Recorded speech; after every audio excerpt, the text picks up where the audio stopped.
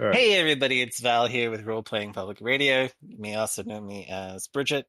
What I need you all to do right now is get on your phones, go to twitter.com and tell Ross that I just started eating, so it's going to be about 20 minutes.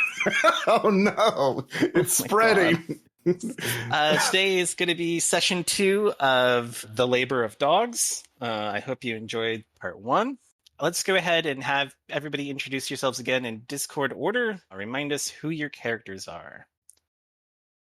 Hey, it's Rasmus with Role Playing Public Radio, and I am playing Agent Julian, Erik Sørensen, who is antiques expert, authenticator, works for an auction house, but also works for Delta Green. Got roped into this bullshit and is dealing with this quite well, bringing weapons and coke to dinner. Yeah, it's going great. And our one friendly person is hopefully not dead. So, But cocaine may help with that. Yeah, well, that's all we have. Yeah. Hi, everyone. I am Yeti. I'm playing Agent Jennifer, also known as Emma Masterson, and she's a former Navy lieutenant and now works for the Rand Corporation as an analyst, and she is very concerned about the man next to her that looks to be having a heart attack. I'm sure to be fine. Who can tell in this day and age? Yeah, I'll be fine. it's current. It's normal. I'm Faye, you know who I am, don't look for me. I'm playing Estelle Cunegonde, or Agent JöRMUNGANDR. She was a former animal smuggling investigator who was tasked with investigating a strange case of bites on the French-Spanish border. Things went bad, her brain got fried, and now she is on an island with no way, full of rich people that may or may not be magic, and a guy who's having a heart attack next to her.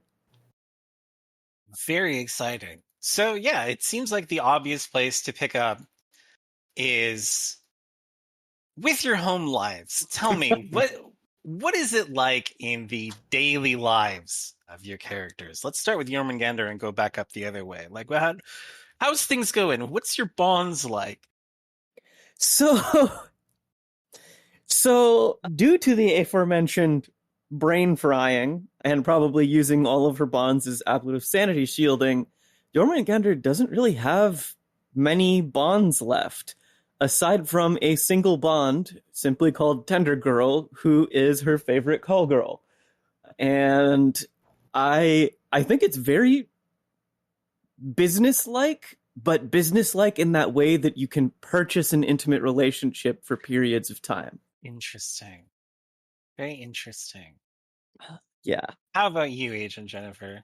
So, Emma works a lot, but I don't know, she's got like her family that she talks to. So she talks to her siblings, Jeremy and Kendall. She's the middle child. So, her siblings got the lion's share of the love growing up because one of them was the oldest and got all the attention first, and then the other one was the baby and got all of the smooth sailing as mom and dad learned from their mistakes. So other than that, it's her siblings, her niece and nephew, and then her best friend are her bonds, and they are all...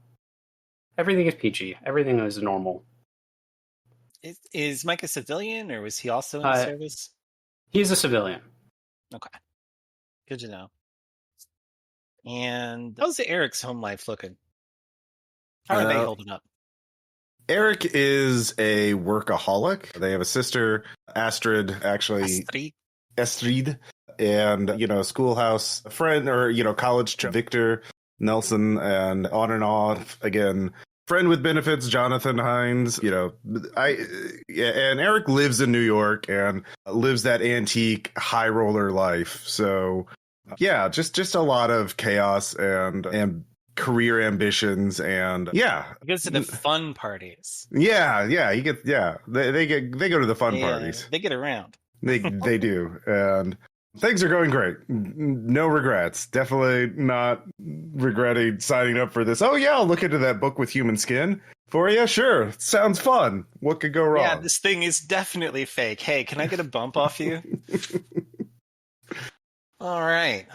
So with that in mind, we're at dinner. We were just shown an incredibly incompetent display of sleight of hand that still managed to make an item disappear and reappear literally by magic, at which point the captain entered the room, sat down and began eating, and It seemed like your friendly recognized him. He managed to choke out harder before slumping forward in his chair as he entered cardiac arrest.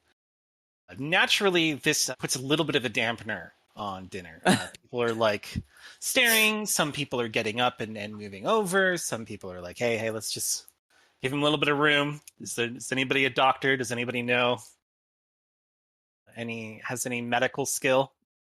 So I think very abruptly, Estelle would stand up, and I'm like right next to him, right? Or no. I was sitting next to fucking Titus. Jennifer's right next to it. You're by Titus. Yeah. Okay. Yeah, this is as she realizes what's going on, it becomes like it goes from, hey, are you okay? To, oh my god, this man is having a heart attack.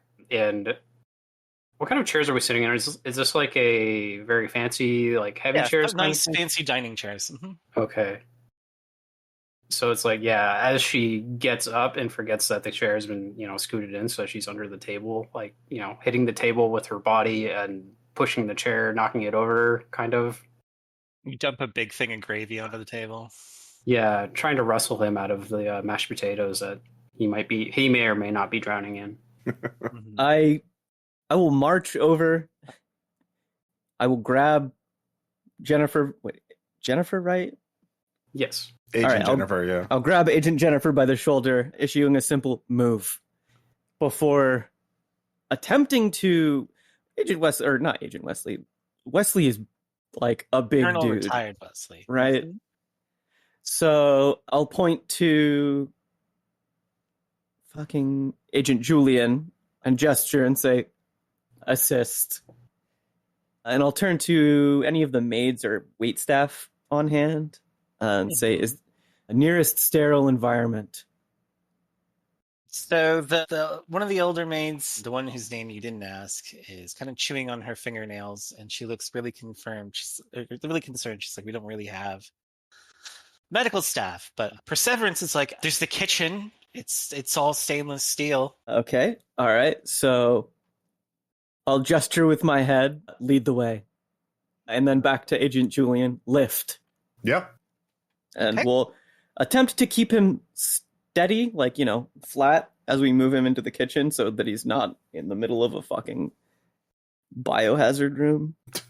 Okay. Agent Jennifer, are you going with them? Yeah, I'm going to go with Emma, or Agent Jennifer is concerned because she just watched her plane ticket back to the United States keel over. So Yeah, it's not a great thing.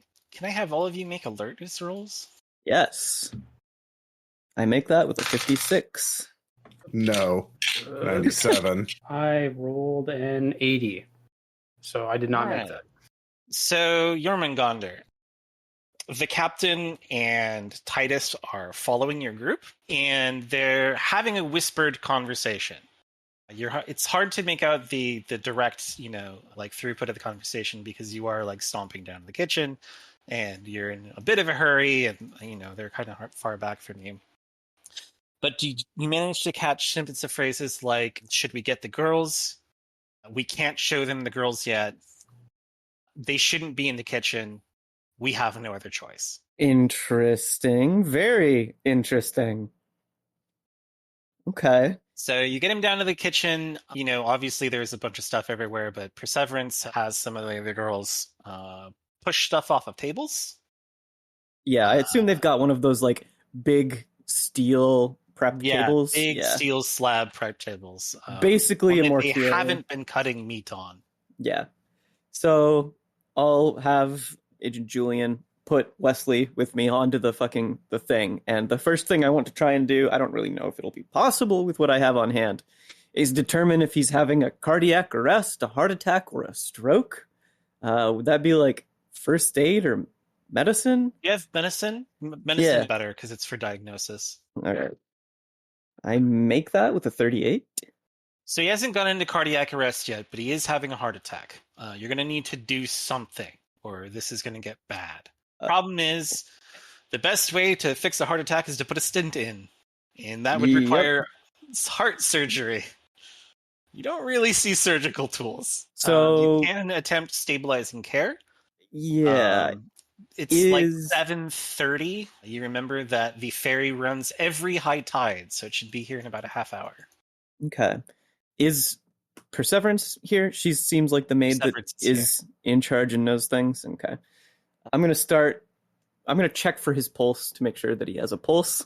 And then while I'm like checking his pulse, I'll turn to Perseverance and say, aspirin, AED, and then just start listing off, like medical tools that I would need to stabilize him. Okay. So she grabs Mercy, the other older girl, and has her go to the medicine cabinet, which is in the girls' dormitory, to bring back, like everything they have. They just have the one first aid kit. It's not like she can give you like a laundry list of things. Right. But she comes back with that, not very long. Perseverance dismisses her, tells her to go look after the other girls, and is like, okay, how can I help? I'll just tell her to stand back and... Oops. I'll start doing... Okay. So if he's having a heart attack, we could use an AED on him. Or we can start doing the fucking compressions, which you need to do like a shitload of compressions per minute. And I think the goal is basically just to keep him alive until the ferry gets here. Yep. So while doing compressions, I'll say, is it possible to radio ahead to the ferry, indicate that there's a medical emergency, have them prepare for it? I mean, we have an emergency radio, but it's in Mr. Titus's study. We never use it. I will look to Jennifer and Julian. Go with them. Use it. All right, yeah. Perseverance says that she would prefer to stay with you. She thinks that perhaps Mr. Wesley needs like a comforting hand, like if she can squeeze his hand to let him know that it's going to be okay. Sure, that's fine. Yeah, as long as someone can take us to the radio. Okay. She hands you a key, and she says Mr. Titus's office is upstairs. He'll probably want to go with you. Oh yeah. One of us. I'll go down and get him, and you can go up to the. So he's like right at the stairs there that go to the down to the basement, which is where all the like serving stuff is. Mm-hmm.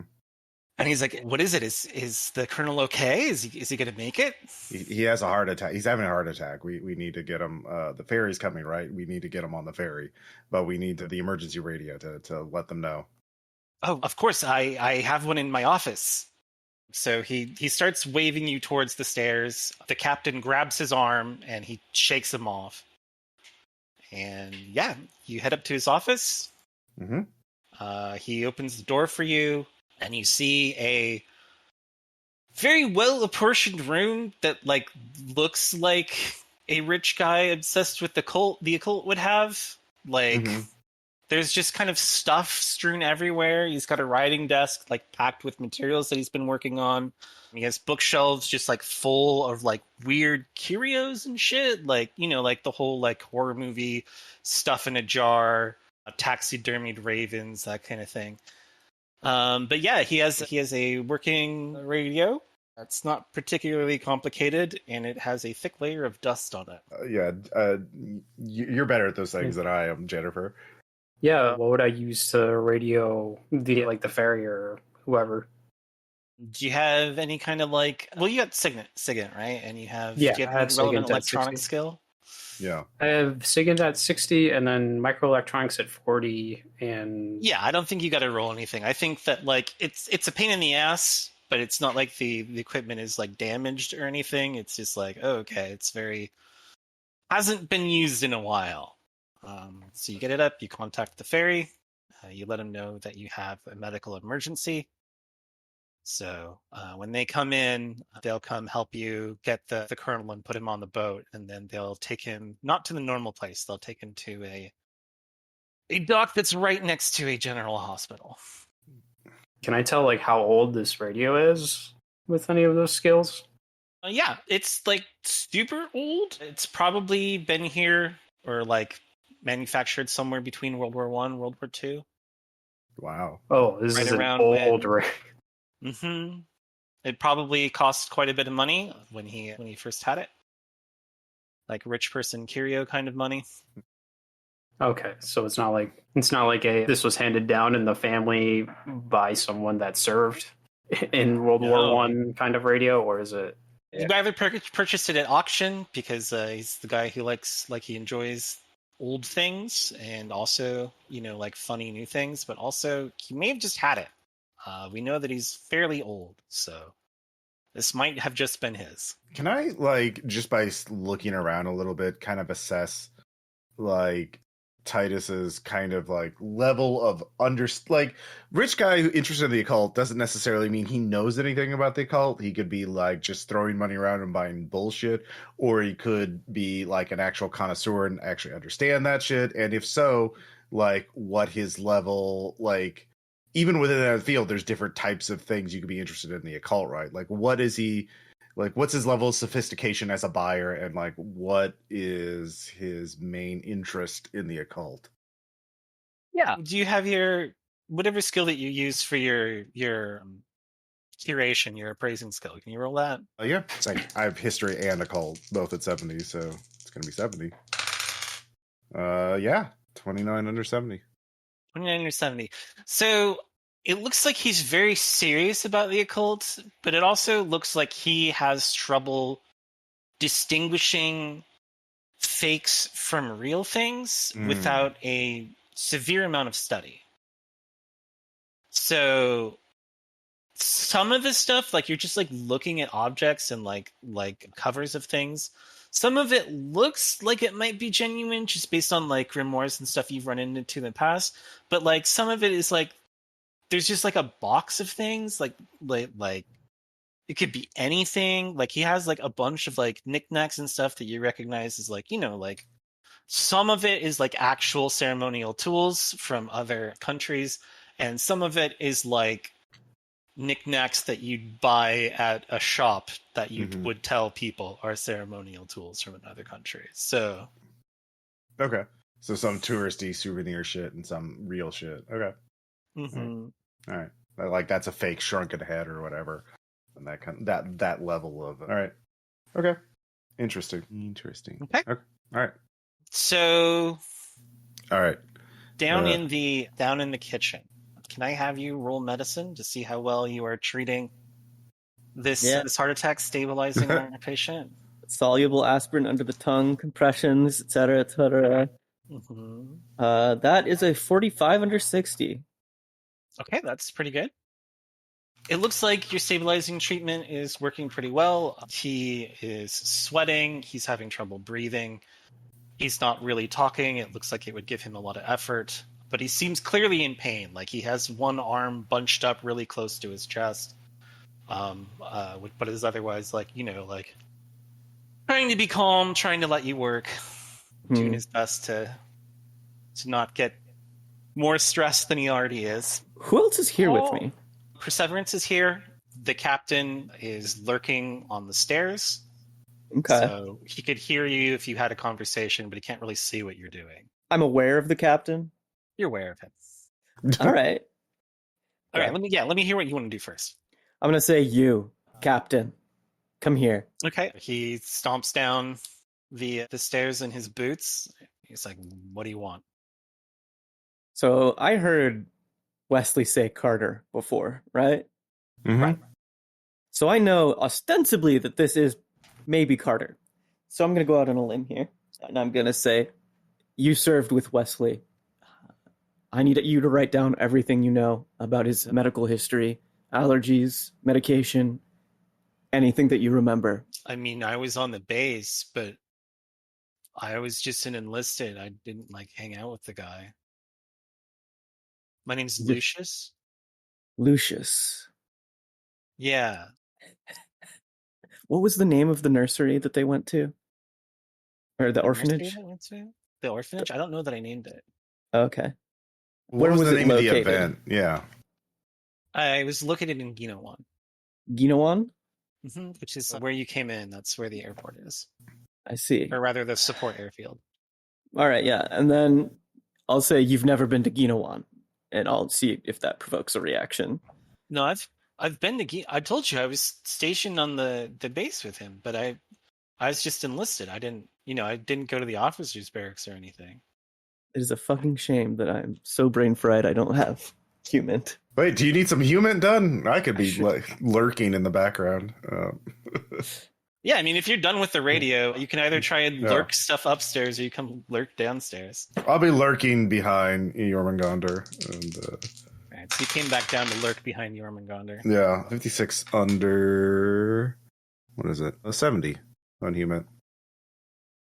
Okay, you can tell that he is extremely accomplished at this kind of thing. There's no obvious tells. Like, he doesn't make a micro expression, he doesn't look away, he doesn't like mess with his hands, and he doesn't have like too prolonged eye contact, but he is very clearly lying about something. Interesting. Make a luck check. Do you want odds or evens? Me or us?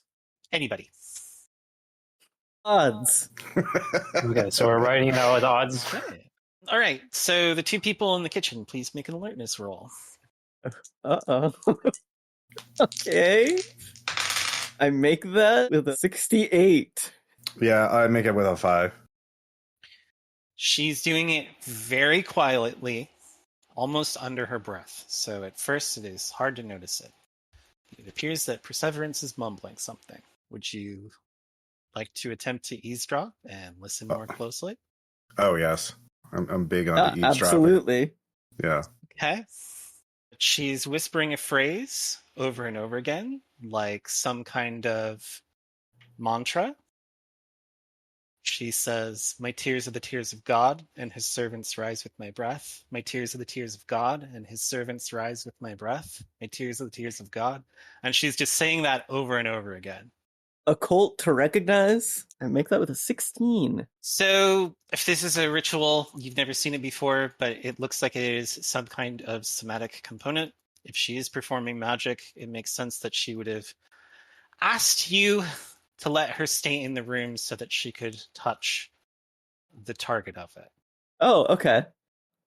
Man. I'm going to be looking at Wesley. Is he reacting in any way? Does he notice to be looking to get better or worse? And trying, like, I kind of assumed, yeah, this is some sort of magic bullshit too. But can I assess, is this like magic meant to help Wesley or meant to harm him? That's the real thing I'm concerned about. It's pretty slow, Yeah. but it looks like his condition is improving. Okay. I mean, you did give him the aspirin and everything, but... I see nothing. It's fine. I'm just going to let this play out because I don't want to tip them off that I know that magic is real yet. I can't decide if I want to make things worse. There's a lot of things that like look at and do. So if you want to wait until the ferry, you can. Yeah, I think we'll wait until or at least I would like to wait until the ferry arrives so that Wesley is not an attention sink, basically. Yeah. Okay. Jennifer, you're up in the room with the radio. Is there anything you want to do for the next half hour while we wait for the ferry? I mean, Titus is still here. I'm probably complaining about, like, how we got lucky with an old radio like this. Like, we might not have had the range to reach the mainland or the signal strength or whatever. And kind of trying to gauge his reaction. Like, you know, how long have you had this thing? Maybe it's time to get a replacement, something more modern that would make it easier to contact the mainland on an emergency. Like, oh, you know how it is. You get attached to things, and as long as they don't break down, you know, it doesn't really feel like the money to fix it. But it's a good thing that it worked because the colonel is a good friend of his, you know, as much as he has close friends. So it's just old man rambling. It's very inconsequential. He feels kind of bad. Yeah, he's more concerned. He seems genuinely concerned with the health of the colonel. He looks like he feels like he should be doing something, like doing more to help him. But yeah, the colonel is in a much better position by the time the ferry comes in. So he's not exactly ambulatory, but with some assistance, you can get him down to the docks. There is surprisingly a passenger on the ferry who gets off at the same time. She looks like she is a maybe mid-30s, early 40s Japanese woman. She's dressed in the same maid attire that the girls have, and she does not smell particularly sober. You kind of have to like move her to the sides as you take the colonel onto the boat. Is she carrying any like luggage? Just like She's got a purse. Okay. Wow. All right. How do the Perseverance or anybody else, the regulars at the island, react to her? So they all acknowledge her as just another staff member. It's more Okay. so than everybody else. Okay. It looks like she's supposed to be here. It doesn't really look like she's relieving anybody. It's not like she's here to like rotate in. It looks like this is maybe when her shift starts. Interesting. But yeah, you get Colonel Wesley loaded onto the ferry. I'm assuming you're all staying on the island? Yep. Yeah, I mean, we have a job to do. Yeah. Yeah. Yeah. It's gonna be fine. It's gonna be fine. great. It's gonna be fun. Yeah. Our method of extraction is hopefully gonna pull through when we get back to Yeah, so you walk back to Manor. Titus is with you at this point. He tells you that, like, you know, it feels kind of wrong, but he's got to stick to routines. So he's going to be having a nightcap in the lounge, you know, which is it's an open room. So if you want to go have drinks and listen to whatever records he has, Ooh. you can do that. Otherwise, you know, you're free to head back to the guest rooms. You know, you can sleep if you want. It's lights out at the mansion at 10 p.m. So if you need something, there is a servant's room in the guest house. Just talk to whoever's there and they can get you anything you need. Okay. I'll definitely take him up on the nightcap. Okay. So he heads to the lounge. It's a pretty nice lounge. There's a bunch of like couches and things of that nature, but like that rich people would hang out in. There's recliners. There's ashtrays everywhere. It looks like maybe he's fond of a pipe or two. And he has a billiards table, a large like jukebox looking machine that he goes and he puts on some tunes from. And there's also a bar behind which eventually the other older maid comes in and stands behind. Out of curiosity, like, we weren't the only ones at the dinner, but I feel like we were the only ones that are here for the first time. Does anybody else join him for nightcaps, or is he just kind of pathetically by himself until most Julian of the guys shows come up? in because, you know, everybody likes a good drink. True. There's not a whole lot else to do on the island. So if you don't come drink and listen to music, then you're just like chilling back at your room. So most of the people are in the lounge right now then. Where's Perseverance? Perseverance is walking back to the maid's dormitory on the first floor, along with the woman who just got off the ferry. Okay. Where? Do I even need to stealth to go up to the library by myself now, or? Yeah, there should be nothing in the library. Okay. Or rather, no one. No one? Alright. And where's Jennifer? I probably just followed the group to the lounge. Okay. But if you want to grab me to keep watching him, then yeah, I think you're gonna get like kind of scruffed, and Estelle will just say, "Come." Yeah.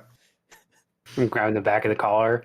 Yes. Okay, so I'm going to be keeping track of time as you go along. As you do things, I will increment time, and I will let you know when each new hour is up. Okay. All right. It is now 9 p.m. Okay. I am going to, go to the lounge and survey the music collection and, get a martini and, kind of assess the place with the antiquers. The music collection is kind of all over the place. It looks like he has a style that he prefers, which is kind of blues-ish music, but he does not stick to any particular decade. There's a lot of like new revival stuff. There's some fusion things, but there's also like some like exceedingly old records. Here's to just listen to his favorites. Okay.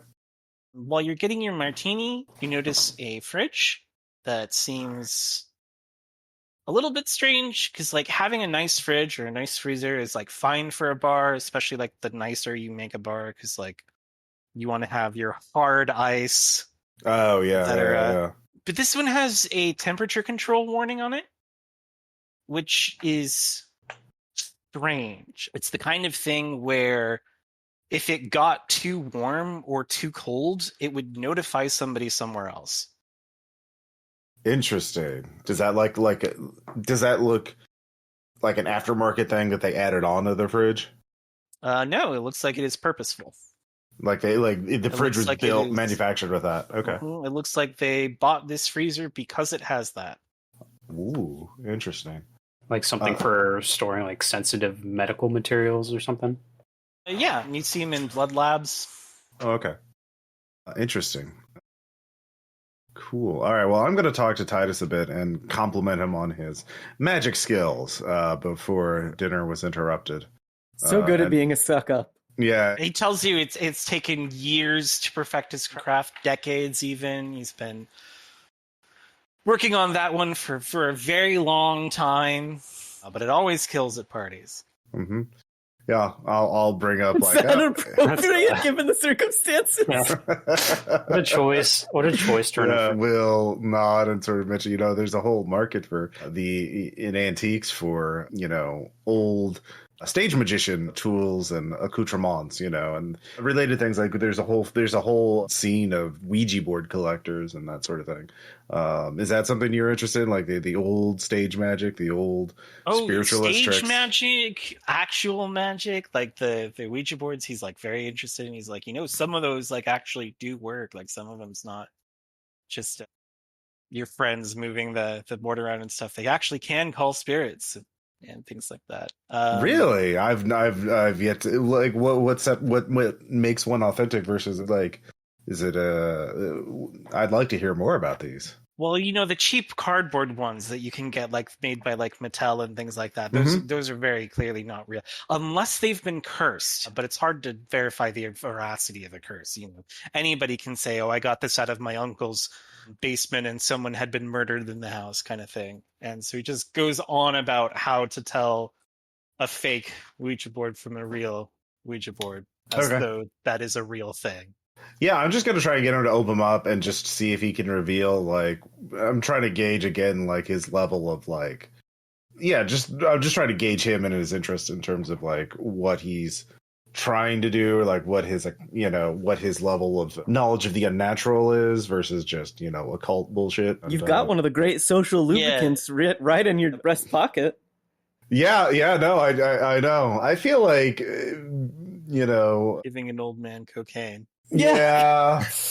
Especially after seeing what happened to Wesley, maybe not. No, especially when there's an open bar. I might need this coke. So it's my emotional support cocaine. So my emotional support God. Yeah. So I'm just trying to open them up. Yeah.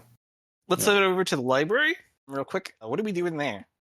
So first, as we're walking in, just aloud to Jennifer, you were here earlier. Yeah, Julian found a couple things, but I don't know, something was off. Did you read anything? I was keeping watch. Good. Have you ever seen a grimoire? Other than right now? Or tonight? No. I didn't think that that was a thing before. Apparently now we're dealing with it. I'll just grab one of the books off of the desk. They're a bit like guns. Opening it pulls the trigger. You never know which one's a grimoire and which one's not. Once the bullet gets stuck in your head, it doesn't come out. Do you want to read the books? Or do you want me to read the books? It's like, I don't even know what we're looking for. I wouldn't know how to tell. You would know if you saw it. Very obviously trying to push this responsibility onto someone else. Okay. I think you have a list of the things you were supposed to find. Yes. I have posted it into chat. For everybody playing at home, the list of titles they're looking for is The Grieving Heiress, Carcosan Verses, On Healing the Sick, and Auction Item 32, Loose Pamphlets. Interesting. It could be anything. Are any of the, since we're there, are any of the books by the desk these? There's only one book on the writing desk, and it is the copy of the Ars Goetia. The inside cover is, of course, signed To My Beloved Perseverance. Right. Proverbs 1:8-9. The library also, I think I can't remember clearly, but I think you said it's not really Dewey Decimal. It's just there. It's just all here. It's just all there. Yep. Yep. Yeah, there's no method to this madness. It's just if it fit on the shelf, that's where it went. They seem to be grouped by vibes. By vibes, great. By vibes. So, according to vibes, and given my occult score, would I have heard of any of these books? You know, Carcosa is a phrase usually referenced with something bad. It was an old city somewhere. Sounds maybe fake. Sunk into a lake. You just know that if anything references Carcosa, it's probably best not to open it and just assume that it's bad. Right. People make a lot of fakes, but it's way easier to just burn a fake than it is to open a real one and have a problem. Okay. In that case, I will gesture for Jennifer to follow me, watch how I work, and I will start looking for any of these books, just going through things quick, titles, covers, searching by vibes, basically. Is it safe to assume that any of the Carcosan, or that the Carcosan Verses one would either be in a red or yellow cover? Very likely. Okay. Should I do search or occult? So you can look at the first couple of things that Erik looked through. Mm-hmm. I won't make you find those because, like, you know, they've got a little like system where they just like moved things just a little bit to have them marked for later, come back and look at. So you can look at those much faster than you. I will do this. So the first one, auditory synesthesia, the influence of sound on human cognition. Mm-hmm. Would you like to peruse the book? Of course. I need to make sure that it's either... Okay. I need to make sure it's not the fucking, like, you know, the interior of one of the other books swapped out for the exterior of another book. Okay, with all of these, I'm going to start reading what's in them and what they're like, and at any point in time, you can tell me you close the book. Okay. This text combines physics, acoustics, and the then burgeoning field of neuroscience to develop a unified theory of sensory perception centered around hearing. Doctors Brody and Zinka hypothesize that oral information can, quote, substitute for other senses, meaning that the right sound can produce visual, tactile, taste, or other sensations in the brain, similar to later research on transcranial electromagnetic stimulation, but with a sound wave instead of a magnetic wave. The authors postulate that many religious, quote, visions throughout history, such as the wheel seen by Ezekiel, or in the Apocalypse of John, are actually the result of sound actuating the visual centers of the brain. This series of hypotheticals was followed by empirical attempts to produce sensory cues in test subjects through sound alone. They were able to independently reproduce the same basic sensations in test subjects, a vision of a red ball, the texture of asparagus, etc., using tonal clues.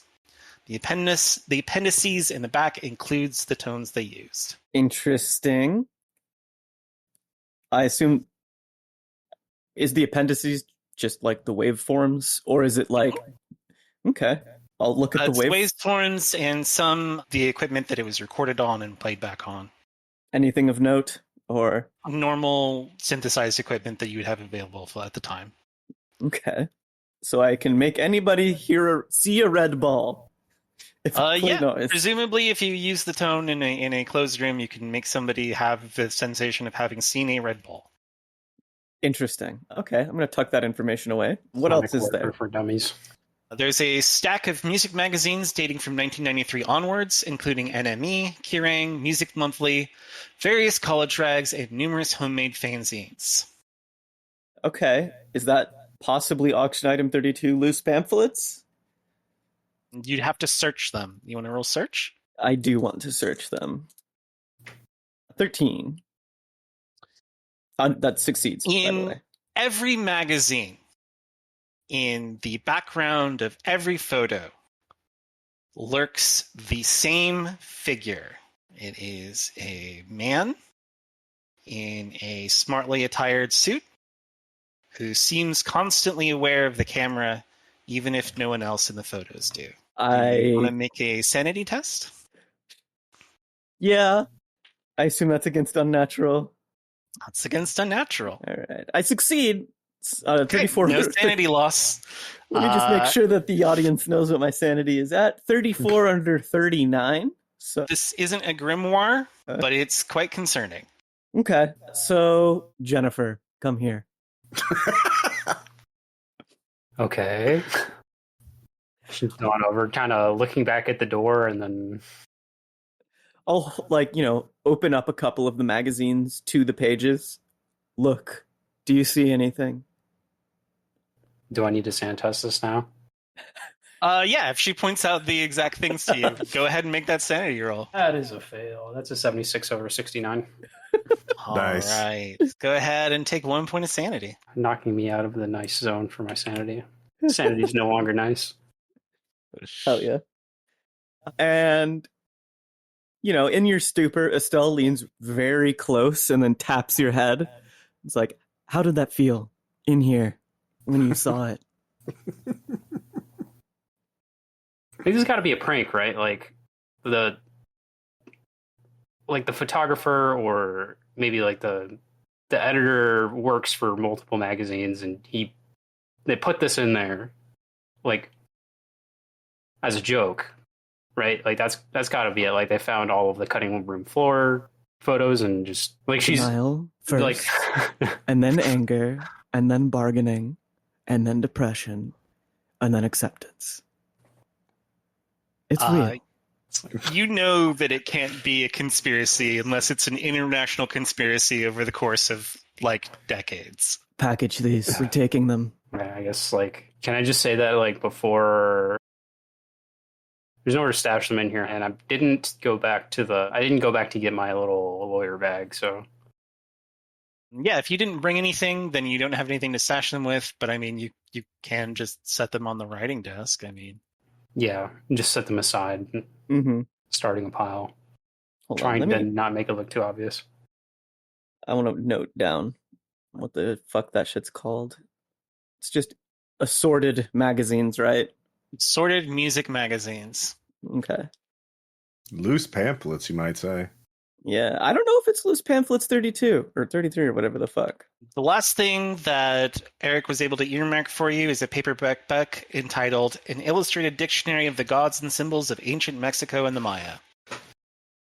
Okay, well, due diligence. It is exactly what it says on the tin. All right, cool. Then that's, fascinating subject, I'm sure, but not what we're here for.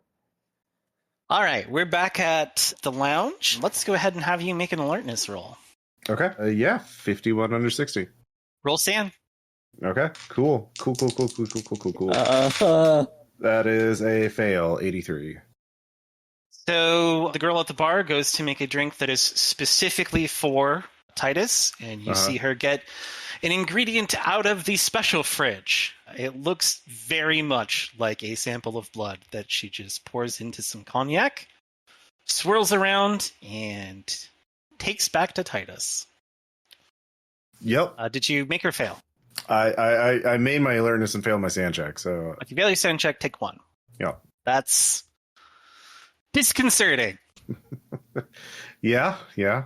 I guess I'll be looking at Titus to see if he has elongated canines.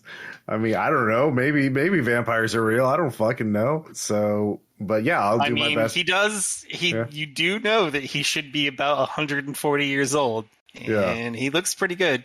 He just smiles back at you as he, is delightedly sipping his cognac. It's his iron supplement for his deficiency. Yeah. All right, yeah. I just poker face. I'm used to dealing with rich assholes.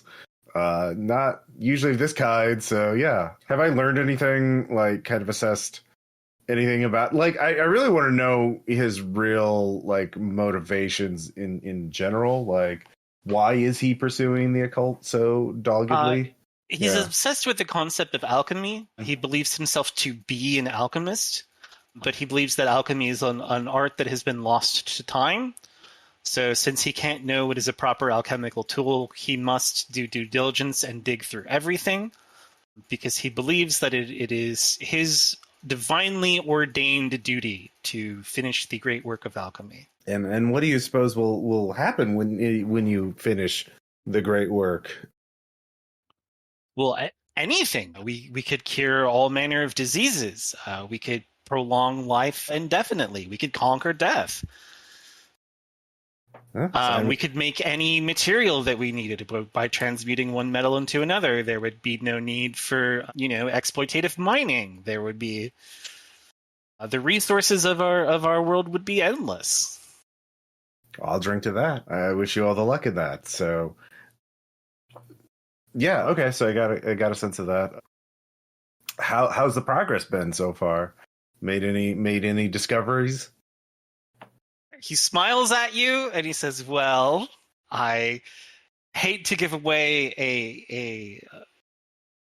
I hate to spoil the story, but if you wait around until tomorrow, I'm sure you'll be quite surprised."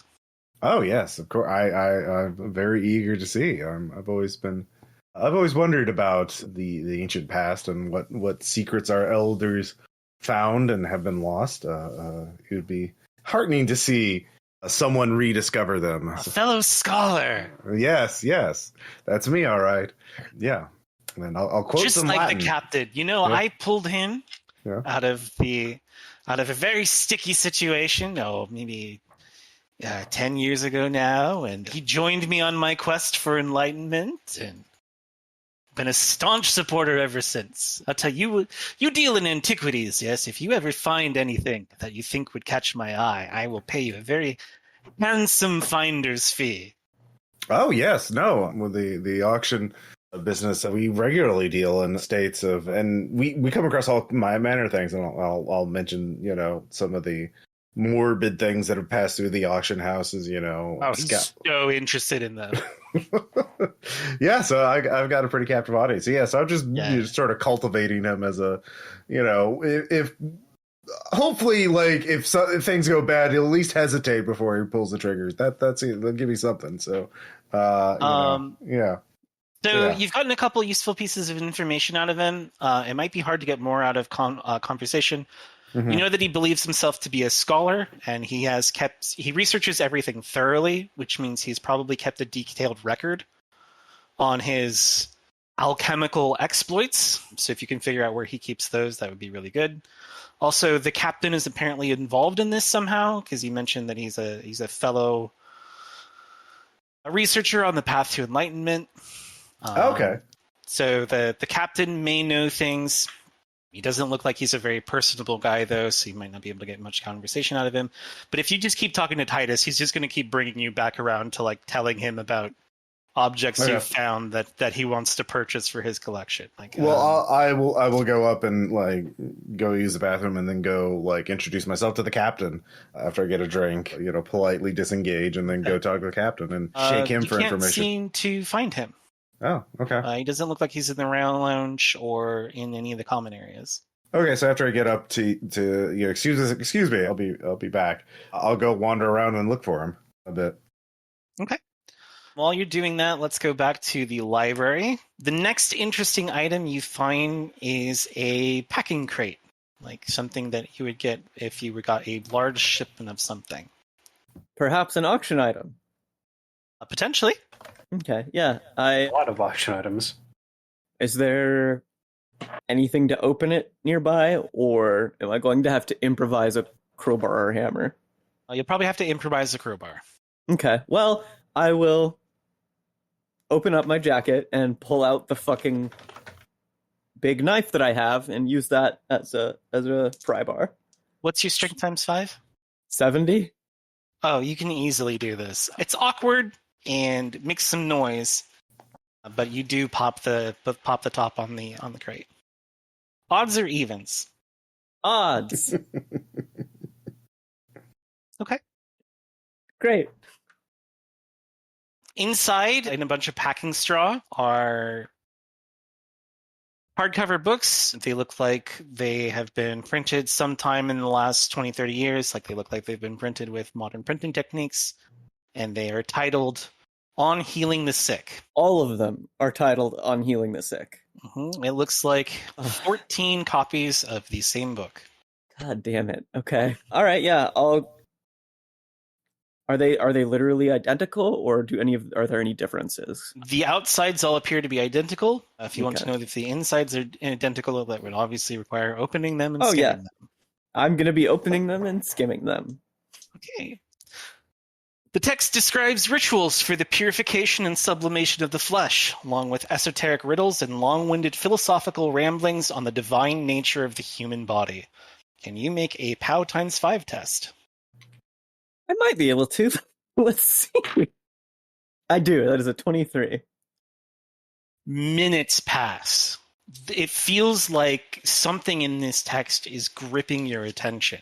You feel that if you could just peer just a little bit deeper into the subtext, if you could just cross-reference a couple more things, if you could just read a few more verses, you feel as though there's something fundamental about the universe, about human life, about anything that you could learn from this book. But you managed to pull yourself away from it. Oh, okay. Yeah, I will stumble a bit, steady myself on the edge of the crate, and once steadied, start chewing on one of my fingers. Jennifer. Yeah. Whoa, you okay over there? I'm great. Read. You wanted to know. You weren't convinced. Read. Okay. Yeah, I'll pick up a book and start looking through it, I guess. All right, make a POW times 5 test. I do not make that. 76 over 70. So you begin reading it, and you are surprised at the wealth of information in this. It's not just the esoteric ramblings, but it seems to be actionable strategies for the improvement of the human body. It seems as though you are learning things that are about the fundamental nature of how humans work, and not just the body, but also the soul, everything that makes up parts of humanity. So you are engrossed in the text. Please lose 2 willpower. JöRMUNGANDR. Yes. She's fucking lost in the sauce. She's intently reading it. She's not paying attention to you. 5 minutes go by. 10 minutes go by. Are you going to let her continue reading the book? No, I think I'm going to stop it at 5 minutes. I would snap it shut and then grab her chin and jerk her attention towards me. All and right. Look her in the eyes. Both of you roll sand. All right. I make that. Wait, does 39 make? If I have 39? I think it has to I be think on. ties are fine. Okay. Okay, I rolled the 68, so yeah. If ties are good, then I passed. Okay, then I'll say that you're both fine.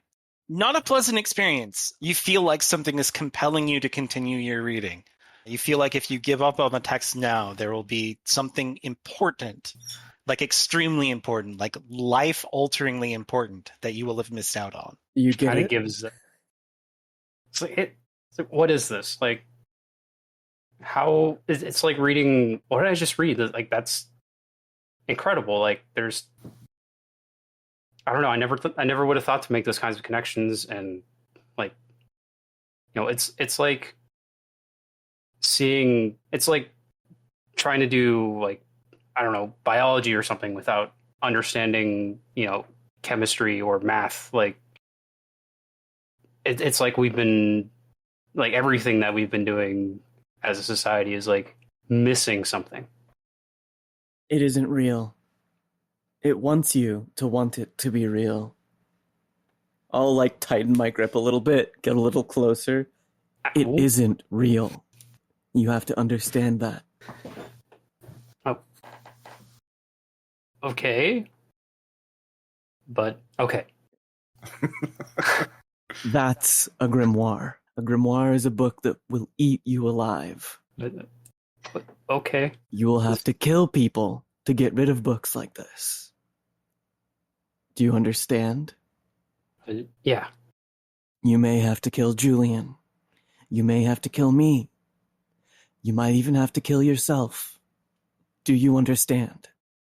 Jennifer's thinking back to that initial plane ride over where the dossiers on her teammates were, labeled with "God help you." Yeah. Okay. Good. Now keep looking. Let's head back to Erik for a moment. Erik, You are struggling to find the captain. Okay. So you have a couple options. You can either go help the girls in the library. You can go ask the staff where the captain might be. Or you can get up to some larceny of your own. You can go poke around in Titus's office, or perhaps, well, I wouldn't recommend his bedroom. He's going to be headed there soon. I'll look in the office to see if the captain's there. So you have the key from earlier. You got from Perseverance. So you just pop the lock open and open it up. Doesn't look like the captain's in here, but the lights are off. You could poke around if you wanted to. Okay. Was there anything in the office that really caught my eye as being something that looked particularly like? Oh, are there any bookshelves in the office? Yeah, there's all kinds of books and stuff in here. All right, I'm going to notebooks. Not touch anything, but I'm going to look at the spines in all the books to see if any of them match any of the titles we're looking at. Okay, same thing. It'll be an amount of time between each item, so I'm just going to ping pong back and forth between two groups. So the first thing you find is a paperback copy of Time Storms, The Amazing Evidence of Time Warps, Space Rifts, and Time Travel by Jenny Randalls, published in 2001. Okay. Yeah, keep going. I'm not. Yeah, unless it's one of the fourth. Like, yeah, I'm looking for the first. I mean, I don't know that they found already healing the sick, so I'm going to be looking for the ones that are specifically named. The next thing you find is a hardcover book entitled East German Foreign Intelligence: Myth, Reality, and Controversy. Mm-hmm. Okay. The last thing you find, the thing you find before I go back to the library group, is you find a set of notebook-style Hobonichi calendars. These look to be like the daily diary or perhaps schedule of John Anthony Titus. Oh, okay. You find they are shelved by year. You have them starting from the year 2011 all the way up to current year 2023. Oh, and he said he helped our friend 10 years ago, right? So I'm going to look at the 2013 one. Okay. It looks like they are covered in handwritten correspondence between the captain and Titus. While the notebook does serve its function as a calendar, because Titus has written down important dates in his scheduled meetings, birthdays, travel plans, and things like that. The notes also cover changes to the maid roster with strange personal opinions of either author about any given maid. And many of the notes early in the notebook from this year are angry one-liners from the captain directed at Titus, admonishing him to be harsher in the discipline of his son. His son? We haven't heard about his son, have we? You have not heard about his son. Okay. As far as you know, he doesn't have any family. Okay. And there's no, conclusion to that. It's just like, oh, no, the son fell off the cliff or whatever. It's just be harsher to your son. You're giving him too much freedom. You're letting him too close to important things. Okay. He's talking back to me. Okay. I will file that away and leave and lock up the office. I don't want to get caught. There's more stuff if you want to look through. Well, in that year, yeah, I want to finish up that year, but then I'll leave. I don't want to get caught yet. Okay. There's more. There's a ton of stuff up in his study there. You'll probably want to come back to this if you don't find everything in the library. Yeah. Well, yeah, but yeah, I don't have a lookout, so it's yeah. Makes sense. So. Back in the library, we're moving on from the crate packed with copies of On Healing the Sick. Yes. Can we just dump all of the music magazines into the crate too, if there's room enough? Yeah, you can remove some of the packing things and yeah, because it's 14 books in a fairly large crate. Yeah. Okay, the next object you find is an untitled book. Would you like to open it? Yes. The inside contains no writing. Instead, each page is illustrated with images of people with unseen faces engaged in unknown and wild dances. As the book continues, the figures start to blend, and at the climax, they combine into a hideous morass. Okay. Any publishing information or anything, or is it just... Nope. Did we stumble onto Perseverance's weird window into the soul with her drawings? They're so the illustrations are printed in, like a photographic printing. It looks like somebody bound this on purpose. It was hand bound, you mean? No, it looks like it was bound at just a normal printer. Interesting. I'm going to hang on to that. I'm going to keep that one on me. Did you, when you were like the whole keep reading phase, was that like an order to, keep reading this book right now, or is that a... Oh, keep looking. I said keep looking. Yeah. All right, we're looking around. Okay, it is now 10 p.m. I'll let you find another object before Erik gets here. You find a monograph from Denmark dated 1880. You want to open it? I mean, this is the last one for the night, right? So might as well. That's on you. Yep, I'll look at it. Can you read Danish? I cannot. You do know someone. To you.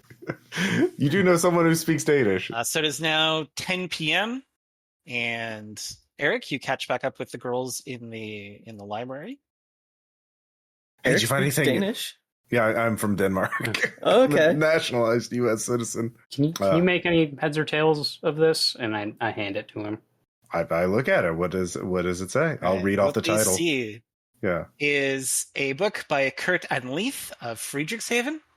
It deals with the subject of sea monsters. It is informative and comprehensive and contains mention of Drakulu, a beast which lives in an ocean on the other side of the world that speaks through men's dreams. Oh no. I mean, that's obviously a fairy tale, right? Completely stony-faced look at Jennifer. Come on, sea monsters? Like, I was in the Navy. We would have found something. Would you? This is definitely something we should take if we can. I'll gesture to the crate. Crate. Yeah. On healing the sick, along with something that wasn't on the list. Add it to the pile. Okay. I did briefly go in the study. He has a son, or he had a son, as of 10 years ago. What? Yes. There wasn't anything in the documents about that. Well, there's correspondence between him and the captain about his son being uncontrollable or not being given strict guidance. I don't know. There was what was the quote? Listen, my son, to your father's instruction. There was the verse is Proverbs 1:8-9. My son, hear the instruction of your father, and do not forsake the law of your mother, for they will be a graceful ornament on your head and chains around your neck. Yeah, I think Estelle just repeats the inscription and waits to see if Jennifer or Julian get it. Okay, but that's like a literal that's like a literal quote, like that. It is addressed to Perseverance. For a man who considers himself an alchemist, he would do something like this. Around this time, Perseverance herself shows up, along with a couple of the other maids. What are your alertness scores? High. 70. 60. Okay. You don't even have to roll for this one. Their outfits appear to have changed. They are now wearing necklaces with pendants that appear to depict a eclipse. There is an image of the moon, full moon, passing in front of the sun, made out of some sort of silver material. And all of the maids are wearing them. Are they passing by the library or coming No, they're headed into the library. Okay. Did they... Sorry, for the pendants, were they wearing like a different phase of the moon before, or... They were not wearing any pendants before. Well, that's ominous. So it's not yet lights out on the manor, so this is not a restricted area. You don't have to leave, but it does look like they're coming into the library. I'm going to go over and grab the book that's addressed to Perseverance and wait for Perseverance to enter the library. Perseverance enters the library, sees all of you, and says, I'm sorry to inform you that it's 10 p.m. This is lights out for the manor. I would suggest that you should head back to the guest house. If you don't know the way, we can escort you. But I do need to turn the lights off in this room. Okay. Child of Titus, I'd like to speak with you. Somebody roll human. A 69 under 70. Nice. She looks upset by that phrase. What do you want to speak to me about? The dealings of your father. I have to finish my rounds. I'm sorry, but my duties as a maid are important. But If you insist, you can meet me in an hour in the gazebo in the Rose Garden. Nod, hold the book so that she sees I have it, and leave. Okay. The maids are turning off the lights in the library. Where do you other two go? Well, I mean, it's lights out. We can't, the first night I don't feel like breaking too many rules because, we want to not make them too suspicious of us until, right before we leave and we run away with everything we could steal. Are you putting the cover back on the crate? Yeah. Oh, shit. Did they notice that the cover was off the crate? Are you doing this stealthily, or are you doing this nonchalantly? Oh, I'm not touching it. Yeah, I didn't. Yeah. Actually, I don't have any stealth, so I am not. I mean, they already left, right? They're in the library right now, turning the lights on. Okay, yeah. I was like, did they just flick the switch and walk out with us still in there? Or? No, they're trying to get you to leave. You're not supposed to be in here right now. Yeah, it was fine before, but it's time to go to bed. It's time to go to bed. I mean, the jig is up. They know that we've been fishing around. If we're playing the card of, hey, we know that you're Titus's kid, so I guess we'll just leave it. Okay. You notice that Perseverance notices that the crate's open. And then, so are you all going back to the guest house, or what do you want to do? Yeah, let's reconvene at the guest house and try and figure out what our next plan is. Okay. It's around 10:30 when you get to the guest house after everything you've been doing. You do have a room that is just for the three of you. It was also going to be having the Colonel, but of course he has gone to the hospital, so... Oh, yeah. He brought a bag, didn't he? Like an overnight bag? Or did he? Yeah. So all of your luggage is here. Okay. Obviously, none of you have a luggage. But you do have your the lawyer bags that are filled with documents. Okay. Did Wesley bring anything else? Mostly looks like clothes, a little bit of reading material, some toiletries. Looks like he doesn't want to use the toothpaste that's here. Yeah, fair. All right, I will, look through the... what is our next move? Do we know when we're supposed to be, what the first activity tomorrow is? Like, when's breakfast or anything like that? It's going to be breakfast, and then there's supposed to be the demonstration. And when is that? The whole reason that everybody is meeting on the island is there is something that Titus wants to show these spec ops guys from multiple countries. Okay. But in the 3.0. Yeah, when is that? Do you know? Can I ask? I'll ask. About an hour after breakfast. And when is breakfast? Breakfast is at 10. 10. Okay, plenty of time. Okay, damn, that's going to bed early, late breakfast. I got tons of time. Okay, what do you all think? Well, you have a meeting, JöRMUNGANDR, in an hour. It sounds like that's a one-on-one meeting, though. Or, I mean, there's no reason for us to split up. We might as well all go. Okay, yeah. Probably better if we all go. So why don't we do that? And then from there we can, I don't know, have a little midnight hike around the island since we're already in the Rose Garden. Yeah. It's like they're not going to just disappear only one of us. It's going to be either all of us or none of us. So either way. Yeah. That's a good point. All right. Is there anything that you want to bring with you? Just the stuff you normally have, or...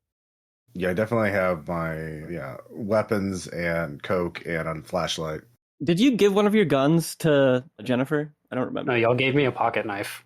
That's right. Yeah, I only have one gun. I didn't bring multiple guns. I only brought one. I forgot about that. I have multiple knives, but yeah. That's perfect. Yeah, because I didn't bring a gun because I'm an office worker. Well, not anymore. Yeah. Now I'm really into alternative medicine. Now you know. Now you know too much. All right, so you head to the meeting with Perseverance.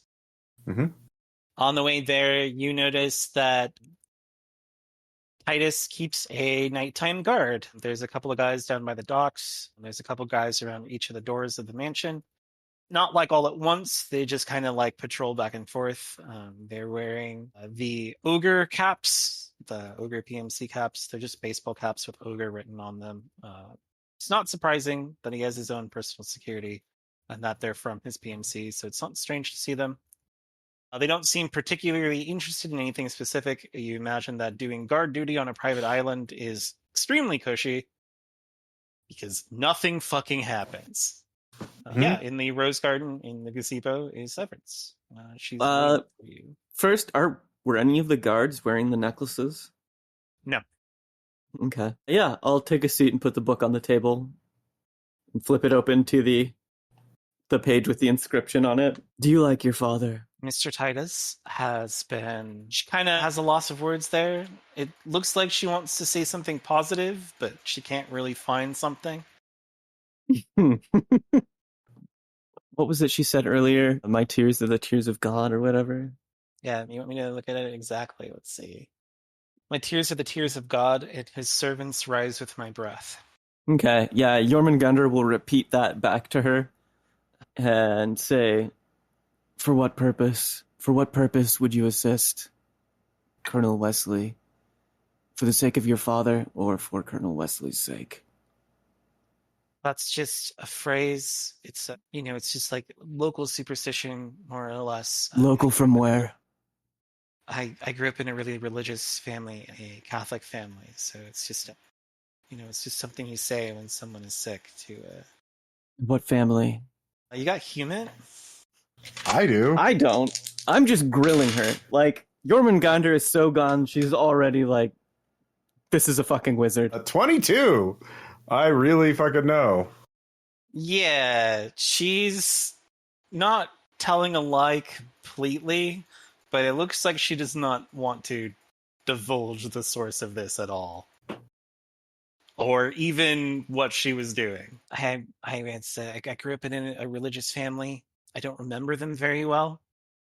When I was 5 or 6, my dad got transferred to Japan, and where we lived was in a big accident at the time. And my parents, they didn't survive. And so I was taken in by an orphanage here. And then they put me into Mr. Titus's program, the MAID programs, so that I could continue my education and learn to read and write and do math and all those kind of things. And who are the girls?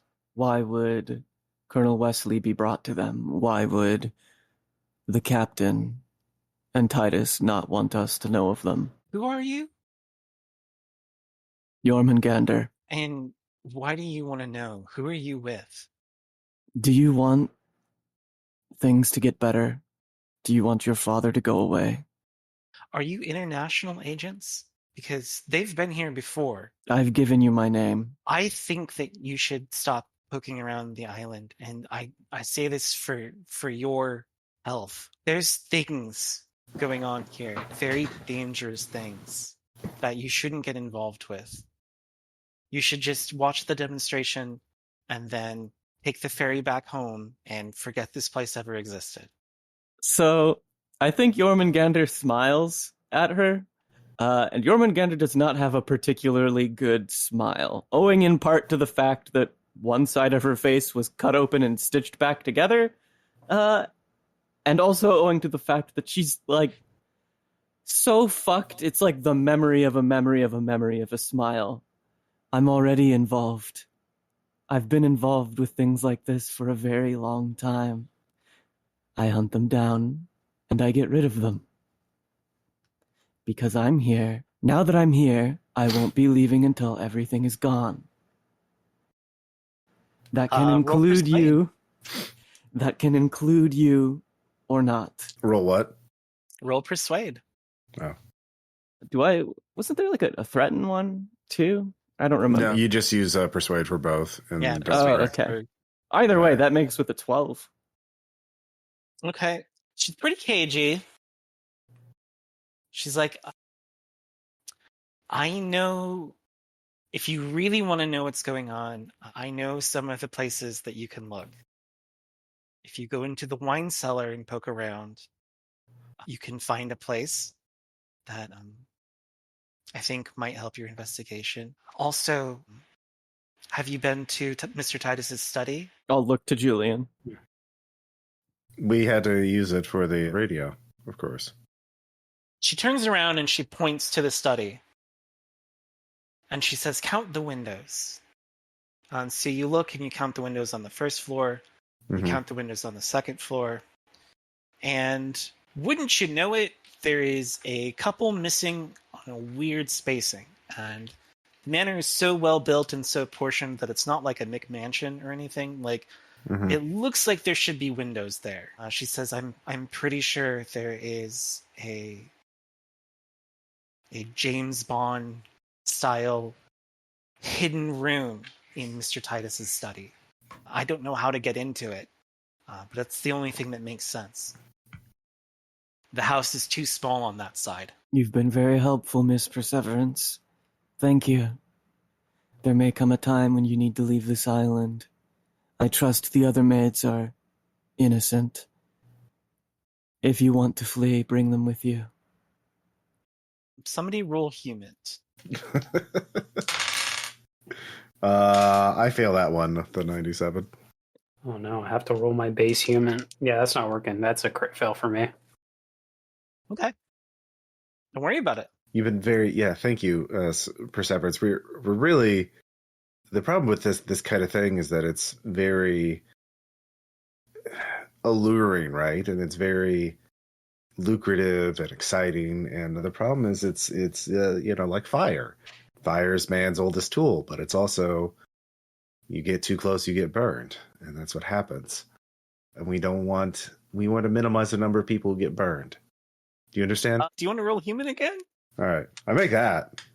She's hiding it, but she is making a very peculiar expression when you talk about fire and burning.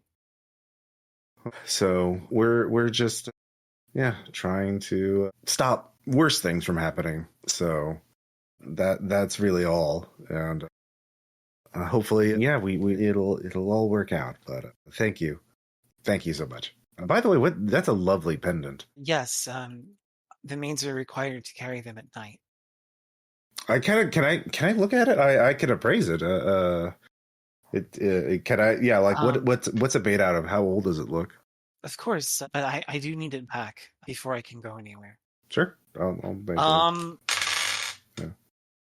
It looks like genuine silver for the most part, but so it's a full moon, and then it's gone in front of the sun, and the sun has the stylized like little sunbursts that come out from it, the little wavy flames.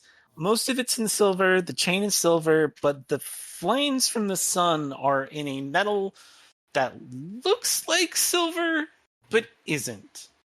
You have no idea what it is. I can't identify the metal? No, it just looks like silver. It doesn't have the correct hardness or doesn't feel like silver. Yeah. You have no idea what it is. It's too soft to be any other silver colored thing. Can I estimate its age or like level of craftsmanship used to make it? Yeah, it looks like it was made by somebody who knew what they were doing. It might be maybe 5-6 years old. Recent, okay. That's quite beautiful, actually. I've never seen one quite like this. And did we occult on this yet? I don't think so. Okay. It's a very beautiful pendant, and you keep a close eye on it. It actually would be worth quite a lot at an auction. I think. I've never seen anything quite like it, so I hand it back. Rolling occult on it. Yes, I got a 28 under 30. So it's made in a style that suggests it is some kind of protective or warding item. You don't know against what, but the fact that it's made out of two sources of light and also the interplay between light and shadow maybe has something to do with light or shadow. Hard to say. What's the significance of it culturally? The maids wear them at night. There's a ghost story about this island. The maids believe there is something that roams the hallways at night, something invisible, but it fears the light. So we wear pendants made out of the moon and sun to keep it from attacking us. The members of the PMC don't wear these. Well, they don't go into the manor. So it only seeks you out in the manor. I mean, it's just a rumor. Of None of us course. have ever actually seen, some kind of invisible creature. Just a rumor. And she gives another one of her signature smiles. By the way, is this the time of year when it would get dark at 10 p.m. or a little bit around then? Yeah, this is December. It's Okay. been dark for a while. Okay, so it's already been dark for a while. Okay. All right. Cool. Okay. And none of the maids have seen anything. Everyone's been dutifully wearing their pendants. Everyone's dutifully wearing their pendants. I personally make sure that all of the maids have them on as soon as the night rolls around. And have any guests had any problems at the manor after hours? No, the guests are in the guest house. Okay. Then they don't go back in. It's only in the manor itself. Okay. That's probably very wise. Ghost stories have there's always some truth in a ghost story. Just watching her for a reaction, I guess. But yeah. All right. She's playing all of her cards real close to her chest. Yeah, fair. All right. We heard a rumor on the way here that there was a boy that used to work here. Estelle will look. We'll look at Jennifer. I don't know what you're talking about. I'm sorry. I'm mostly fishing for reactions. Yeah. We're at this point we're probably done. This particular question doesn't seem to faze her. Okay. Well, this is a lovely garden. We should take a little stroll around it before returning to the guest house, if that's okay. Or do I need to return straight back? As long as you aren't behaving in a suspicious manner, you should be left alone. Okay. Yeah. All right. I'll take a quick walk around and kind of see if I can figure out anything else about other places on the island. If there's anything lights in the distance or in the ocean, or that kind of or weird sounds. Yeah. Yeah. I'm gonna go with just walk, look around, compare notes. There is some light in the forest, but it looks way the fuck out there. If you were going to try and find your way out there in the dark, it would take an amount of time.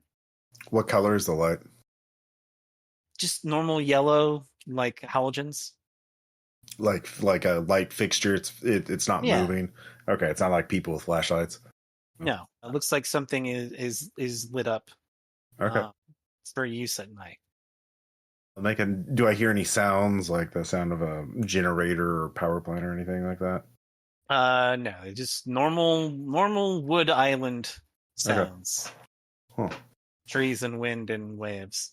All right, make a note of it. But yeah, I'm not going out at night because we'd have to sneak past the guards anyway. There's not a whole lot of them. If you wanted to make your way into the manor without being seen, it wouldn't be terribly difficult. No, I was talking about going towards the light. That would require going past the guards. Yeah, you will have to wander into the woods. Yeah. Which I do not have navigation, so I do not feel confident in doing that at night. Yeah, wandering in the woods at night seems like a bad idea. Okay. If there's nothing else I can see, I guess I'll head back to the guest room. I can always get up early tomorrow and wander around. Would getting through the woods be faster with a successful navigate check, or would it be the same amount of time? Is it roll independent? So the navigation roll would keep from getting lost. So okay. I mean, it would technically be faster, but it's but it's still going through the woods in the middle. Yeah, it's still going through the woods in the middle of the night. It looks fairly far away, like as much as you can judge with the source of a light in the distance. Okay. Does Jennifer have navigate? She does not. Okay. All right. So it's going on midnight. You've been given some information by Perseverance. If you wanted to go get into the mansion at night, you could. Otherwise, you could sleep, go to breakfast, and then see whatever this presentation is supposed to be. Sleep. Yeah, I mean, we're still suffering from fucking jet lag and shit. So, and also, there's probably an invisible monster murdering people or doing horrible things if you don't have one of those fucking pendants. Because didn't we encounter that in the library, or was that just Jennifer who felt that? Yeah, Jennifer had an experience that made her want to leave. Okay. Yeah, but I've seen some shit, so I'm not gonna discount it. And I positively identified at least one of the things we're looking for, right? Healing the sick. But Perseverance did see we found it, so it's maybe moved.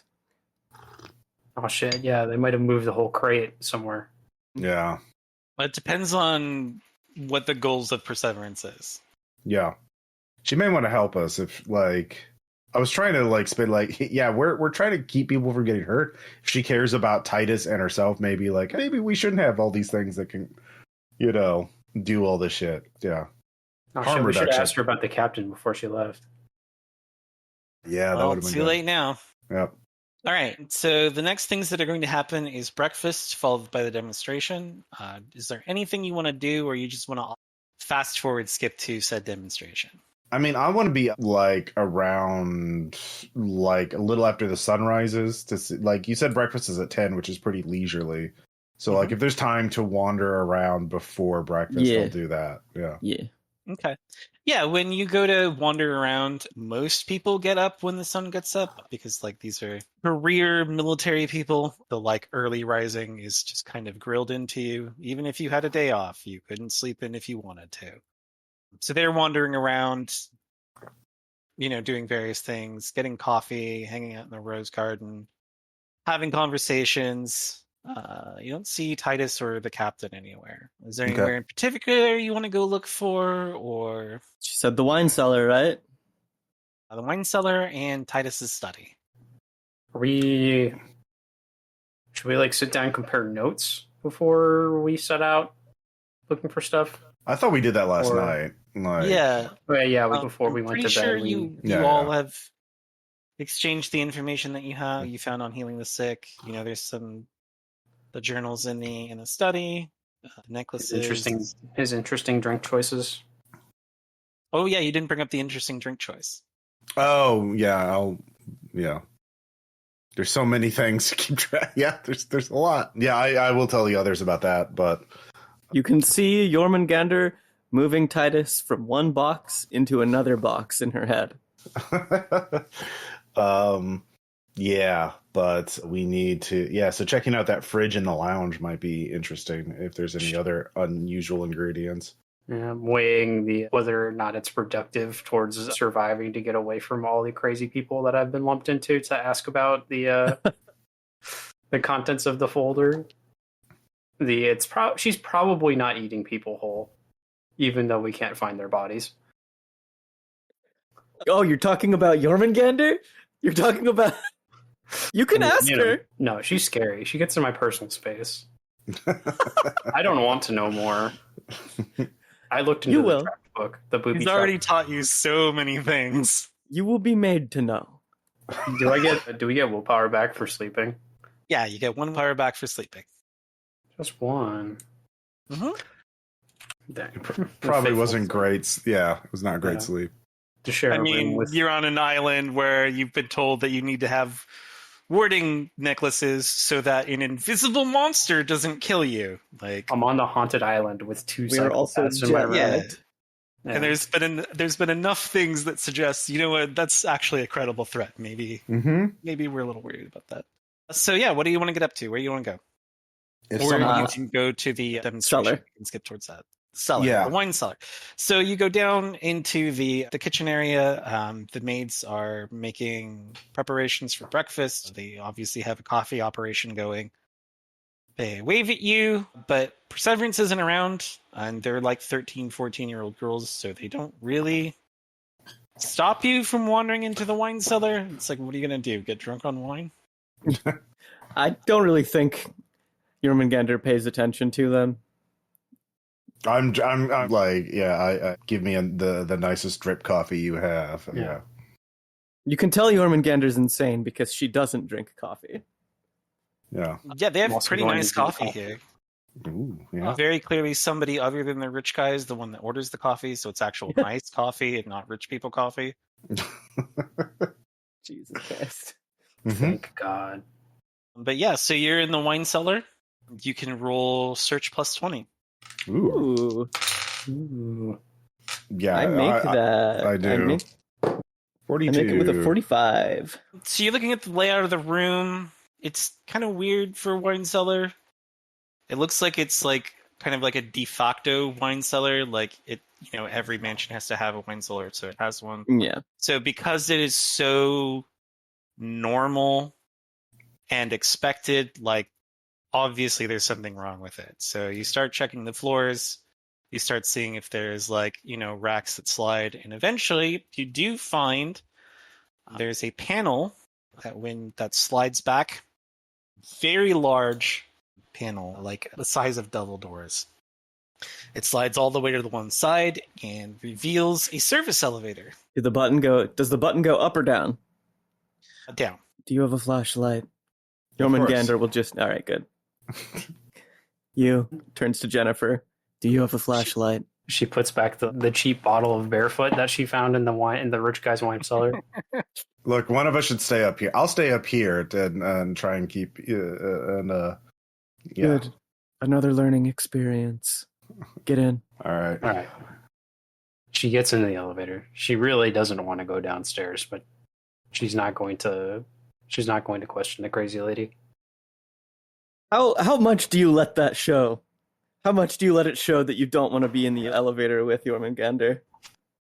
I try not to let it show. All right. I will position near the staircase to try. If anybody comes down, I will try and keep them out of sight of the fucking elevator as much as possible, as long as possible. Like, yeah. So I'm lookout. Yeah. We took his flashlight. Yeah. So the elevator goes down quite a long ways. You guess that it's maybe 9 meters. So fair amount of space underground. And it opens up into a nondescript concrete tunnel.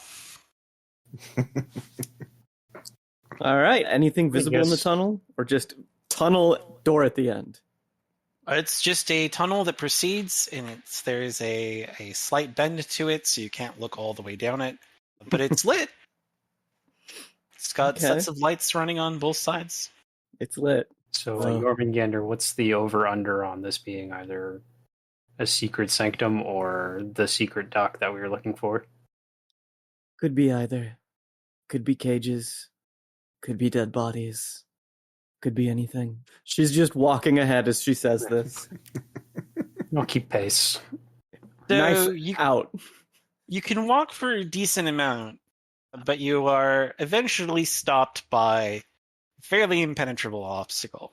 There is a steel gate that takes up the whole space of the tunnel, and it looks like it has a keycard lock. Electronic lock kind of thing? Mm-hmm. Would I be able... Go ahead. Sounds like you had something to say. Oh, I was going to say I have microelectronics as a craft 40. Do you have tools on you? I have the little pocket knife. Was that like a Leatherman pocket knife, or was it just like I posted a photo. It's a little folding spider cone. Oh knife. yeah, it's a spider cone knife. Dang it. Yeah. It's for stabbing and cutting, not for... You could unscrew... Knives are surprisingly versatile. You could unscrew the faceplate, jimmy open the wire box, and then, I don't know... I mean, that would be at some kind of penalty. Like, Yeah. If you had tools, be much more approachable. Is this the kind of steel gate that you can see through, or is it like the other thing is that if you tamper with it in this way, the next person that comes down here will obviously know it has been tampered with. So that's another thing to think about. I mean, the maid saws go down there. Yeah, clock sticking. Also true. We don't have time to fuck with it without Open tools. it. She like audibly sighs, like You can just say from this no. one. You can just say no. I'm down here alone with the crazy lady that says that she has to kill people. That I know has killed people in the past. But you've got a knife. You're fine.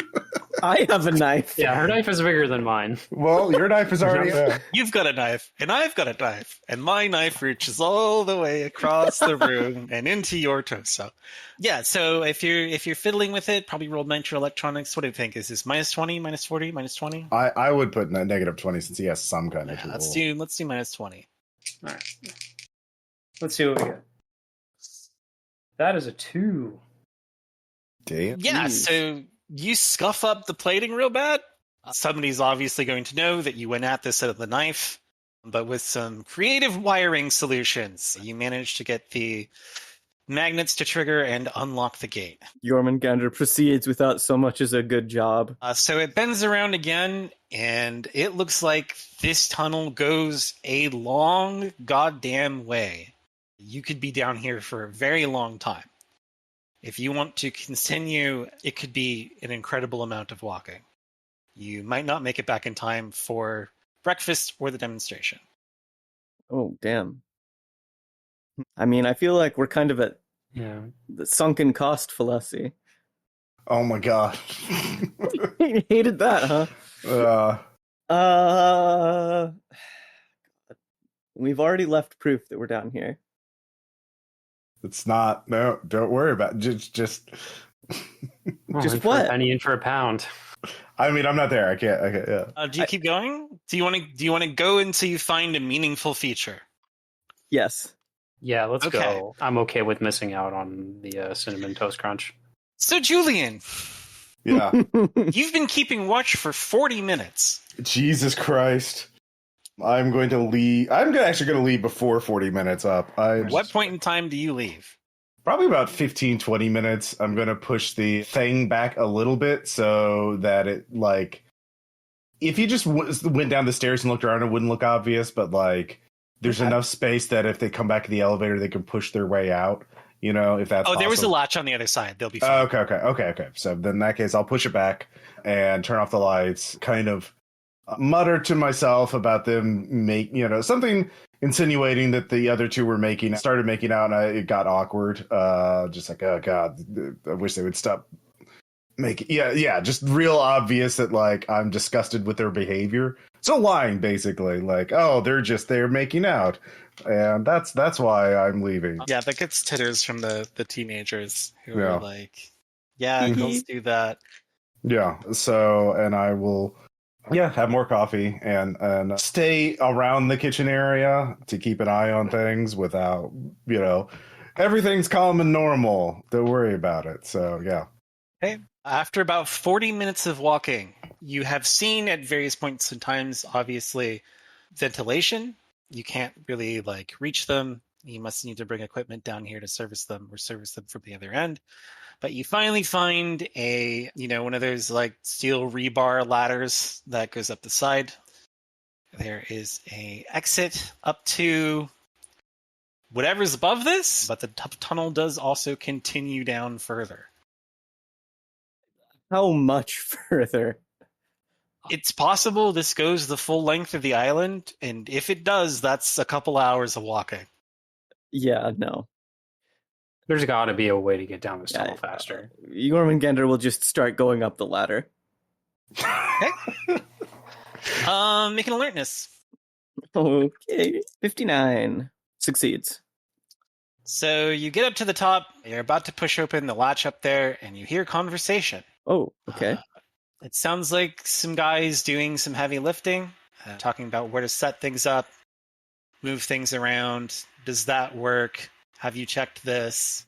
I will wait stealthily open the hatch? Yeah, I'm going to try and wait and see if the voices, like, dissipate. No, looks like they're in an involved project. Shit, okay. If possible, I will peep the hatch just a bit and peek out. I guess that would be stealth. Yeah, we'll stealth. I make that with a 31 under 40, I think. Yeah. Okay, so you pop the hatch. You appear to be in some kind of shack. Well, maybe less a shack and more like a fake building. It looks like somebody made a building with there being no intention of anything being in it. Like, it's just like, like barely constructed with, like, not even like plaster or anything. It's just like a plywood building. You look around, and it looks like there's a bunch of other buildings, maybe 3 or 4, about the same size. Also, just kind of set up like a theater production, like a stage, maybe like stage construction, like laser tag obstacles. Like laser tag obstacles. There's also some kind of boxy, mechanical-looking thing in the center of these groups of buildings, like they're all pointed towards it, and what looks like a very simple radio tower. And it wouldn't be possible to get out without anybody noticing us. You see a bunch of guys walking around. They're all wearing the Ogre PMC outfits. They're making sure that the structural integrity of these things works. They have... Somebody's messing with the box. They appear to be testing the radio tower to see whether or not it works. All right. If we went back now, would we make it in time for the demonstration? You went back now, you would make it in time for breakfast. Oh, okay. Well, let's close this. Can I jam this? I mean, it wasn't jammed to begin with. Yeah. So, I mean, if you want to. Yeah. I mean, it could be useful that if we restrict secret movement across the island. Okay. So we popped up in the middle of their like practice kill house that they run for fun, or Maybe. the demonstration round. That's or... the thing that it looks most like to you. It looks like a Potemkin village. It looks like a Hogan's Alley kind of. Here's a real city. Okay. But like, you know, it's not like there's furniture or anything, and it's not like it's construction that's made to stand up to everyday use. It is purely for theatrics. All right. Well, back we go, I suppose. Okay. Julian, what have you been up to in this time? Are you just chilling, or are you trying to get in trouble? My main job is actually to keep an eye on the basement, right? Or make sure nobody goes in the wine cellar or looks for the other two. But I will go to the library briefly right after I step out, you know, to not look too suspicious and see if anything's been moved, like if that crate's been moved. Yeah. The cover has been placed back on the crate. Okay. I'll look inside. The things that you have put in the crate are still there. Okay. I'm going to grab that Danish monograph and start and take it back to the kitchen and kind of take up as like light reading material while I have my coffee. Yeah. It's a monograph about sea monsters. Yep. Mm-hmm. I hope this doesn't become relevant later. Yeah, no, I'm definitely reading the shit out of it and keeping an eye on the wine cellar. Basically, sounds like backwards superstition to me. Yeah, no, that's it. When they step out, I know, like basically like, oh, you're finally get away from each other. Great, thanks, and like play up that angle so they get in on their cover story. So yeah, gonna chide them for being unprofessional for making out. Jormungandr stares at you blankly for a couple moments before walking off.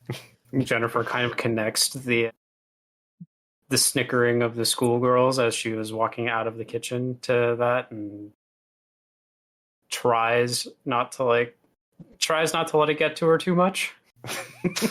Red as a beet, on the job no less. Yep. So you see it most in her ears. Yeah.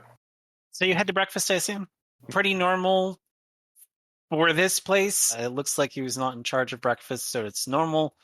You have your choice of various like oatmeals and porridges, like egg sandwiches, bacon, pancakes, waffles, just like normal Western breakfast foods. It's not bad.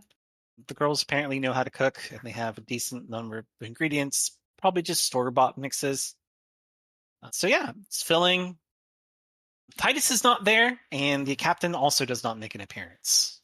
Jormungandr eats a distressing amount of bacon after sighing. Yeah, you need all that. Jennifer kind of like, and then remembers after the conversation that that much bacon is probably not good for you. Conversation isn't going to go over well. Okay. Yeah, so after everybody's eaten and they're all just kind of sitting and talking, Severance again shows up. Maids are no longer wearing the little amulet icon things. And she says, I would like to direct you all now to the demonstration. If you can follow me to the firing range. Okay. So is anybody going to hang back in the mansion, or are you all going to the demonstration? Oh, I'm definitely going to the demonstration. Yeah. Yeah. Are they going to the same range, like the range they showed us on the way in? Yes. Okay. Just based on like internal compass, does it kind of lead to about where the fucking thing went up? I mean, that's further out in the woods probably, so you don't really know what's going on yet. Yeah, we don't see any of the Mock City. Wait, is that light in the woods correspond with that little fake Potemkin village they set up? Maybe. Interesting. So, yeah, you go out to the firing range. Titus is there. He's so excited to tell you all about his planned demonstration of Project DOGMA. And he gives you a speech about casualty sensitivity. Casualty sensitivity, of course, refers to the inverse relationship between civilian support for war versus the number of soldier deaths. The two parts of casualty sensitivity are the number of deaths, as well as the public perception of whether victory is likely or not. If the war seems winnable, the public will tolerate a larger death toll than otherwise. But what if you didn't have to worry about casualties? What if you could send a number of troops into a location and never have to worry about them expiring? Okay. Concerning. So, in light of the fact that in a couple of days will be Exercise Resolute Dragon 23, where the US and Japan do coordinated naval operations to, test interagency communication and things like that, there's going to be a simulated fire exercise, which will show you the benefits of Project DOGMA. So he has a bunch of fancy, more or less hyper-sophisticated laser tag outfits to put on. So they come with a vest and a head strap. They've got a bunch of little diodes on them. And they also come with M16s, the ends of which have been fitted with some kind of laser system. And they say that they have been set up to fire blanks. It's just to provide the noise and recoil of a real firearm, but they'll be tracking all of the data using a computer system that checks, have you been hit? Where did you get hit? How bad is it? And through this simulated fire exercise, you will be able to understand the benefits of Project DOGMA. So, everybody roll their firearms skill. Oh boy. Fail. Make it 39 under 60. I also made it 16 under 20. Okay, so Agent Jennifer, you were in the Navy, so you didn't really have to do very much as far as troop combat goes. But you know that if you are using blanks, they don't have as much powder in them. And so it's hard to actually get them to activate correctly without a little modification kit. There's a little sabo that goes into it that increases the pressure in the barrel so that the ammunition can actually ignite correctly and prevent live ammunition from being loaded. When you check your weapon, the ammunition is labeled as though it is blanks, like training rounds, but you don't see the little sabo. So these are not... This isn't the standard Miles or simulation gear. This is something else. It's standard Miles gear, but without the little sabo, either you're not going to be firing anything or these are mislabeled live rounds. It would be pretty obvious if it was live, right? You can't just are these actual bullets?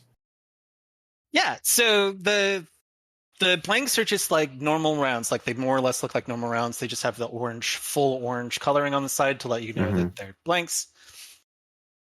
But the rifle's modified. They shouldn't be able to work. The rifle should be modified so that it can't accept, non-simunition, right?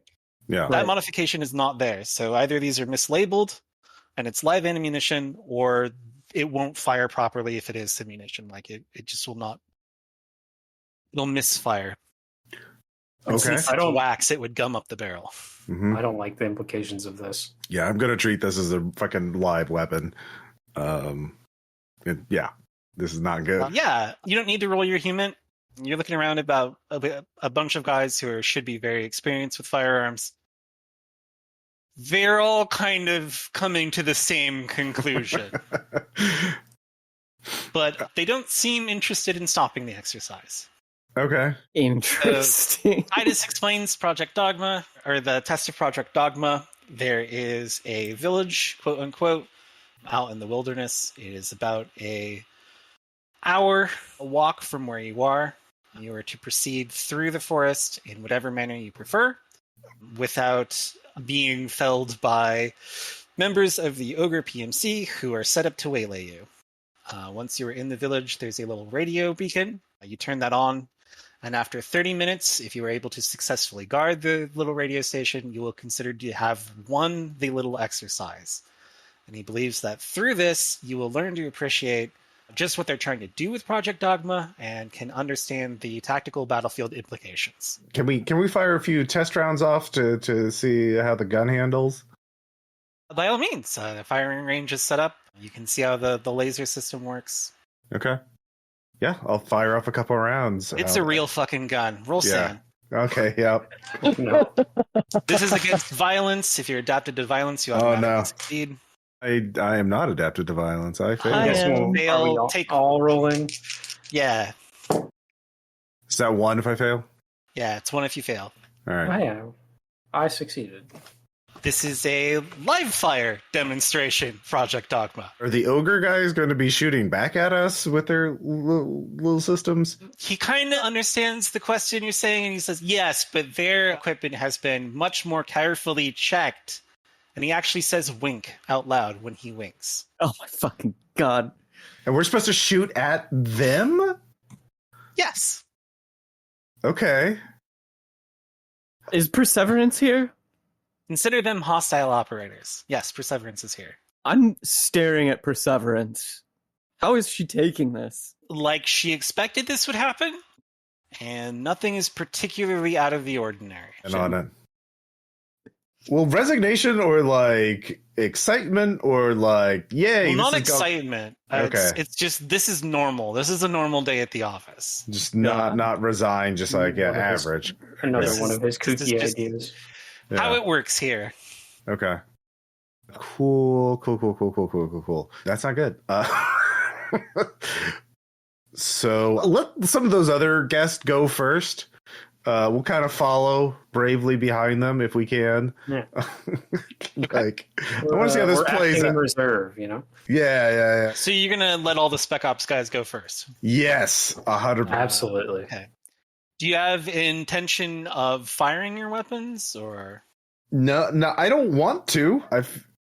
But Try and make it look like we're participating, but yeah. Oh yeah, I'll shoot to miss it first. I mean, well, it's also like I don't know if if the ogre guys have modified guns. Like, yeah, we haven't been able to inspect them. Can we? Yeah. Oh yeah. Actually, I'll ask. Can we see any of the ogre weapons to see how they're modified? No, they're already deployed. They're Oh. waiting in various places to ambush you on the way to your objective. Oh, okay. Yeah. Well, as just a humble antiques expert from the big city, I'll let these brave military people go first. Jormungandr has already walked into the forest. God damn it. God damn it. So Good yeah, luck. you're trekking through the jungle. There's game trails. It's like fairly dense forest, but like with decent enough like visibility that if you got into a firefight, you could see who you're shooting at. But there's enough places that people could just pop up from behind logs and shit. Mhm. Right. Would it be stealth or navigate to get through this? No. Sneakily? You want to do it sneakily? Then I would Yes. stealth. I want to find one of the ogre guys. I make that with a 17. Okay. Yeah, so you see a couple ogre guys in gear. They're a little bit off the side of what is more or less the straight path towards your objective. They're chilling behind some cover that they've clearly rigged up to like not like stop bullets, but to like hide them. And they're waiting for somebody to come by to surprise them. They're waiting to be surprised. No, they're waiting to surprise someone. I see. You have snuck up on them while they are waiting to get somebody. All right. I will approach but announce myself with the weapon ready. Weapons down. I have live rounds. Doesn't seem to faze them. They scramble to turn around and fire their weapons at you. What's your dex? My dex is 70. Not 14. 5, your normal dex. Oh, 14. Sorry. Okay. You will be acting first. This is combat. All right. Okay. Would I just do firearms to shoot at them or? Yeah, firearms plus 20%. Okay. You can... Plus 20%. Yeah, you can really...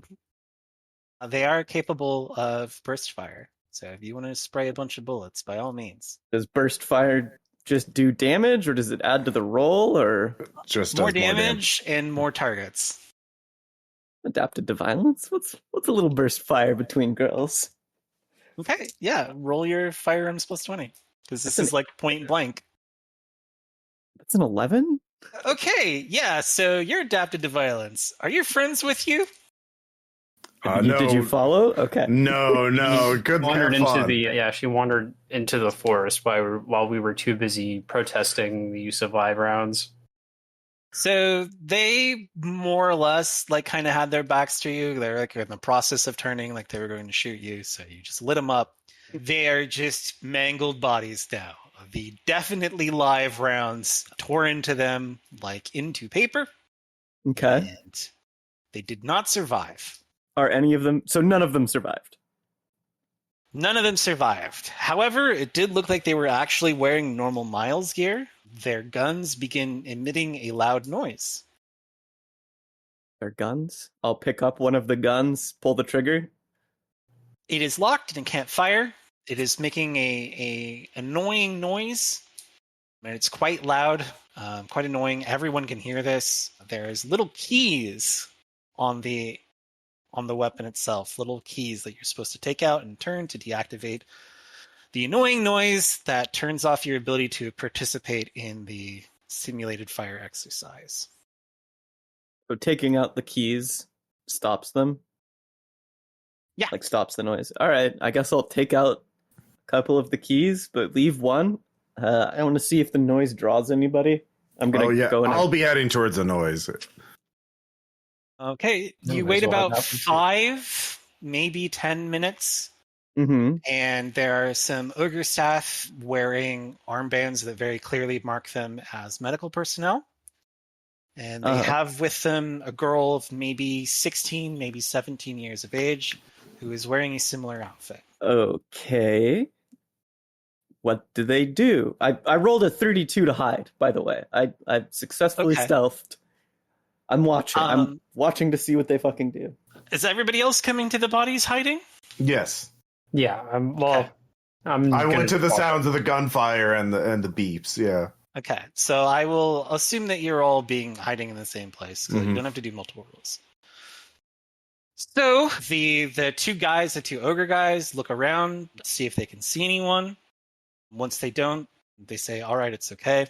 The young girl goes over and places her hands on the mutilated corpses of the two ogre personnel, and she begins chanting, "Our tears are the tears of God, and his servants rise with our breath. Our tears are the tears of God, and his servants rise with our breath." Somebody want to roll a d6? Okay. 4? Yeah. 4? Yeah. So everybody roll sanity. Unnatural, I bet? No, it's fine. This is cool. 27! I actually make that one for once. Yeah. I can't believe this, but I rolled a 68, so I hit exactly again. Everybody takes 1 as the corpses begin to put themselves back together. And after about a minute or two of chanting, the ogre personnel are moving their arms and are getting up and are ambulatory again, as though nothing had happened to them. Additionally, the girl that had done the chanting falls over and becomes motionless. What the fuck? Okay, so just dies then. The ogre staff start talking to each other, and it's like, I never get used to that feeling. I can't wait to be off this fucking dog shit assignment. The pay is good, but it's not worth this. Oh, did you crack another one? I don't want to have to be the one to take her down to the cellar. Okay. So, to Julian, I will say, leave one alive. And I'm going to draw my knife and start rushing towards the medical staff. Okay. Yeah, so I'll let you get in your surprise attack. They were not planning to be attacked. Are you wounding them or killing them? I am killing everybody but one of the medical staff. That's my intent. Okay. Yeah. In for a penny, in for a pound. Yeah. The member of the medical staff you get to, you just slide the blade right in there, and he looks so confused as the life leaves his eyes. All right. Is anybody not adapted to violence? I'm not adapted. I'm not adapted to violence. You want to roll some sand tests because you just fucking murked a guy? I thank God I make that one. Yeah, I made that. Okay, you're keeping it 49 together. Good. That is a lot of blood. Yep, that's a lot of blood. All right, so the two of you can go next. There's 3 guys, one of the medical personnel, and the two dudes that you just killed, who are now perfectly fine.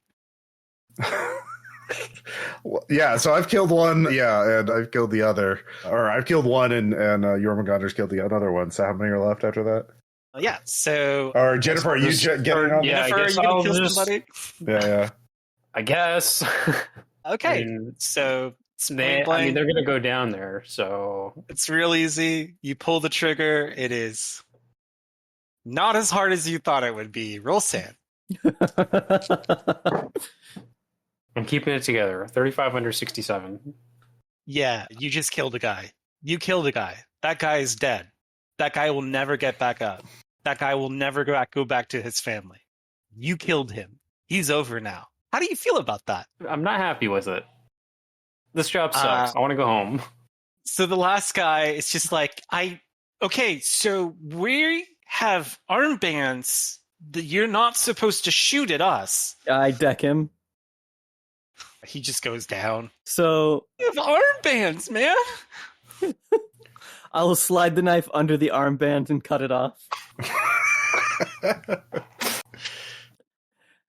Where are the girls? Okay, it's just I'm gonna check the girl. Is she dead? Well,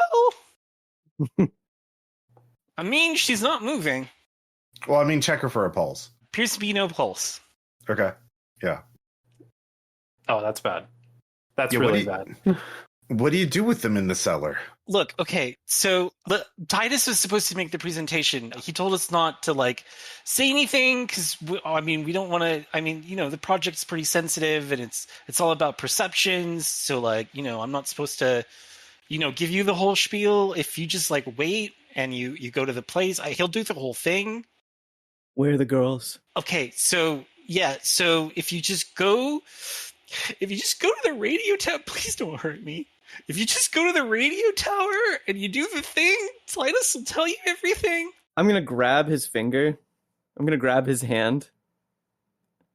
And I'm going to open my mouth. And I'm going to bite off his pinky. Okay. Do I need anything for that? I feel like that's... Does everybody else want to roll their sanity? Yeah, that's the one that gets me. That's a 94. Actually, when JöRMUNGANDR's going to do that, I'm going to point the gun at her and say, all right, no. Oh, okay, so I don't get to bite off his pinky? If once you start doing it, it's like, no.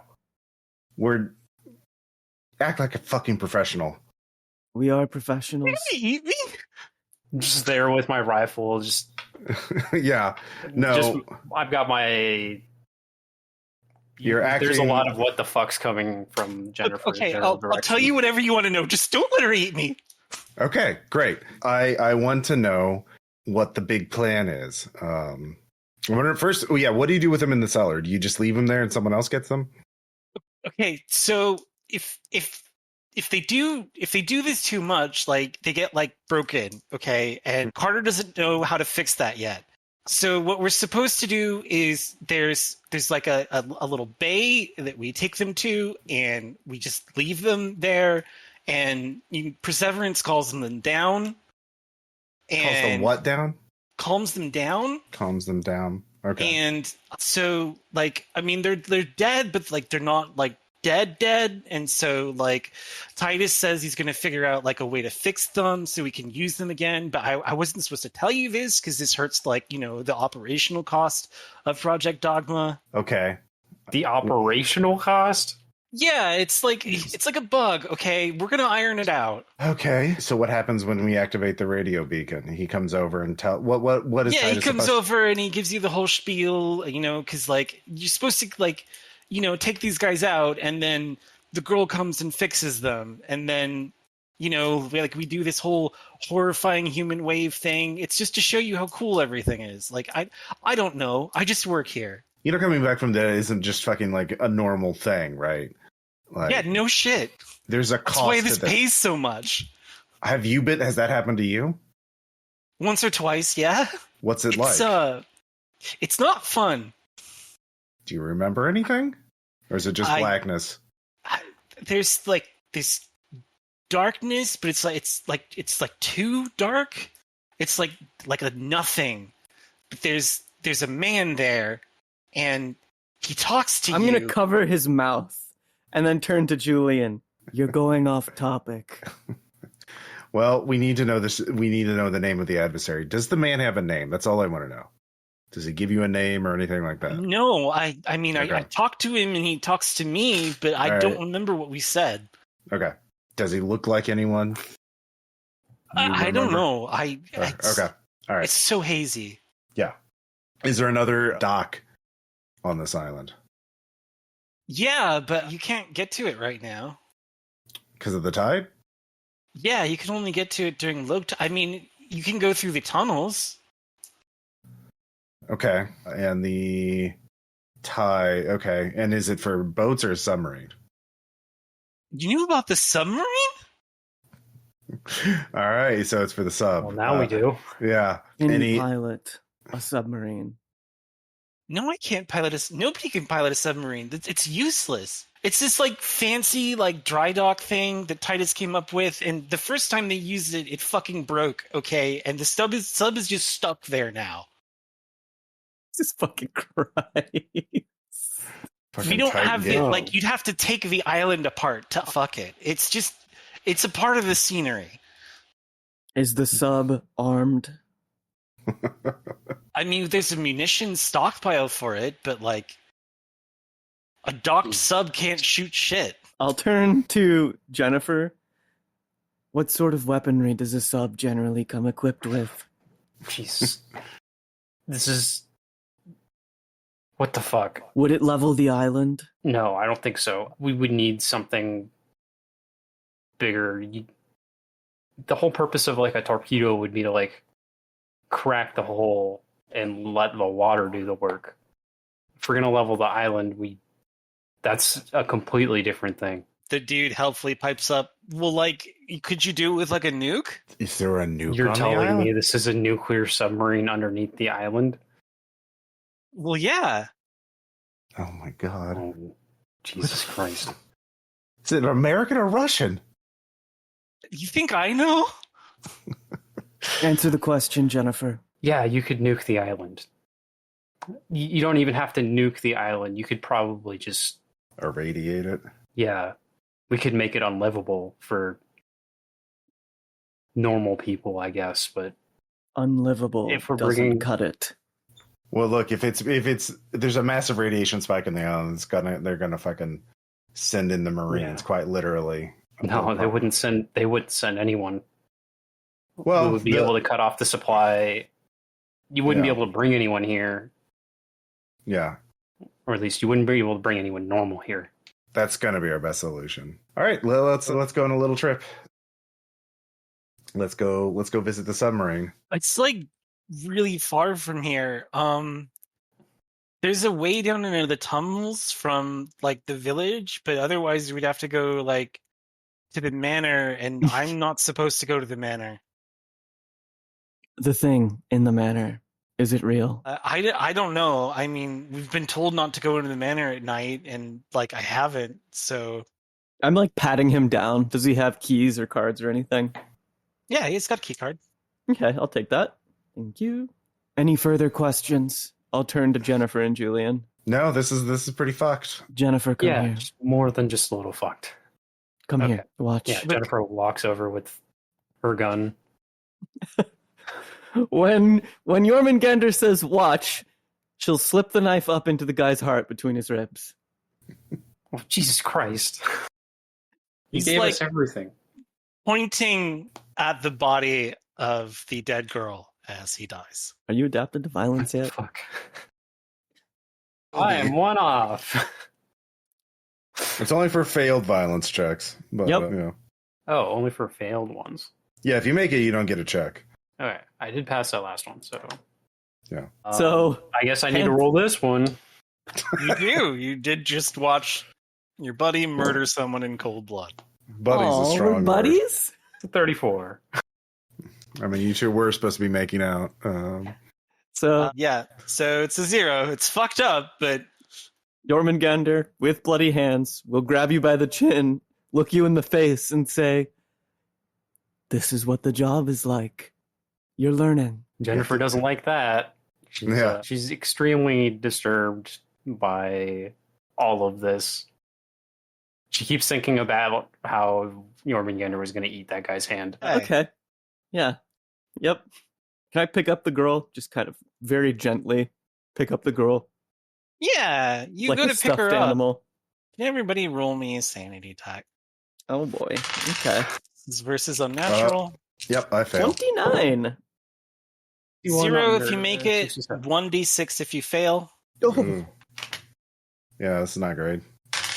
It's only like 2. you can hear a noise, like a sound, like the most awful, sad wailing you've ever heard in your life. And it worms its way into your brain and becomes a series of images of pain and torture and general discomfort. It's very brief, and you didn't actually hear anything, but this scream, more or less, came from the body of the dead girl. Jormungandr will be very gentle with the dead girl's body, like it is a stuffed animal that has fallen apart. You know that there's somewhere in a secret facility you're supposed to take her. Yeah. And that's all you know. Where was Perseverance last? Perseverance was last at the firing range. Okay, so we have to go back to the mansion. We could either try the study or the cellar. But you already know what's in the cellar.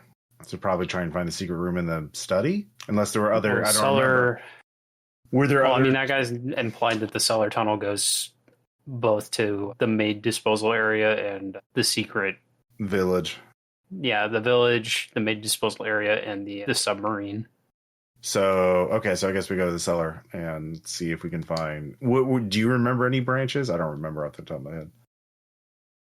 When you went down the tunnel? It's a long road. Yeah. You remember one, there's an entrance to the place in the objective of this little exercise. I jammed it. You did jam it. I'd like to find Perseverance because I think that she could lead us to the thing. If we show that we are offer the girl as an olive branch, as it were. Mm-hmm. Okay. Yeah, so you head back to the firing range. You don't see her there. Looks like she's packed up the kits. But when you go back to the manor, it is not terribly difficult to find her. When they see that you are holding the girl, the other maids actually go and get Perseverance for you. Interesting. And she comes up and she says, "Why are you here? Why do you have her?" We need to talk. This is wrong. And you know it's wrong. And we're very wrong. We need to stop this. This is not going to end well for you or any of them. They can't be made to go through this again. Now, we need to get her down to the cellar, though. Okay. Lead the way. And she approaches the girl and begins petting her hair and humming something to her. Do you want to listen in? Of course I want to listen in. Yeah, let's listen in. I'm sure that'll be great for my mental state. Mm-hmm. Okay. I'm going to be looking around for threats. So you two have fun with that. Make a POW times 5 test. POW times 5. POW times 5. I make it. A 6. Or no, sorry, a 9. So Perseverance, in a low voice, starts singing to the dead girl. And you hear a same sound without sound that forms images in your minds. A harmony tune that seems to come from everywhere and nowhere. You actually find it quite beautiful. What was the name of that book? Synesthesia or something. Auditory synesthesia, the influence of sound on human cognition. Interesting. Okay. Well, now the no singing policy is starting to make sense. Does Perseverance move to take the child?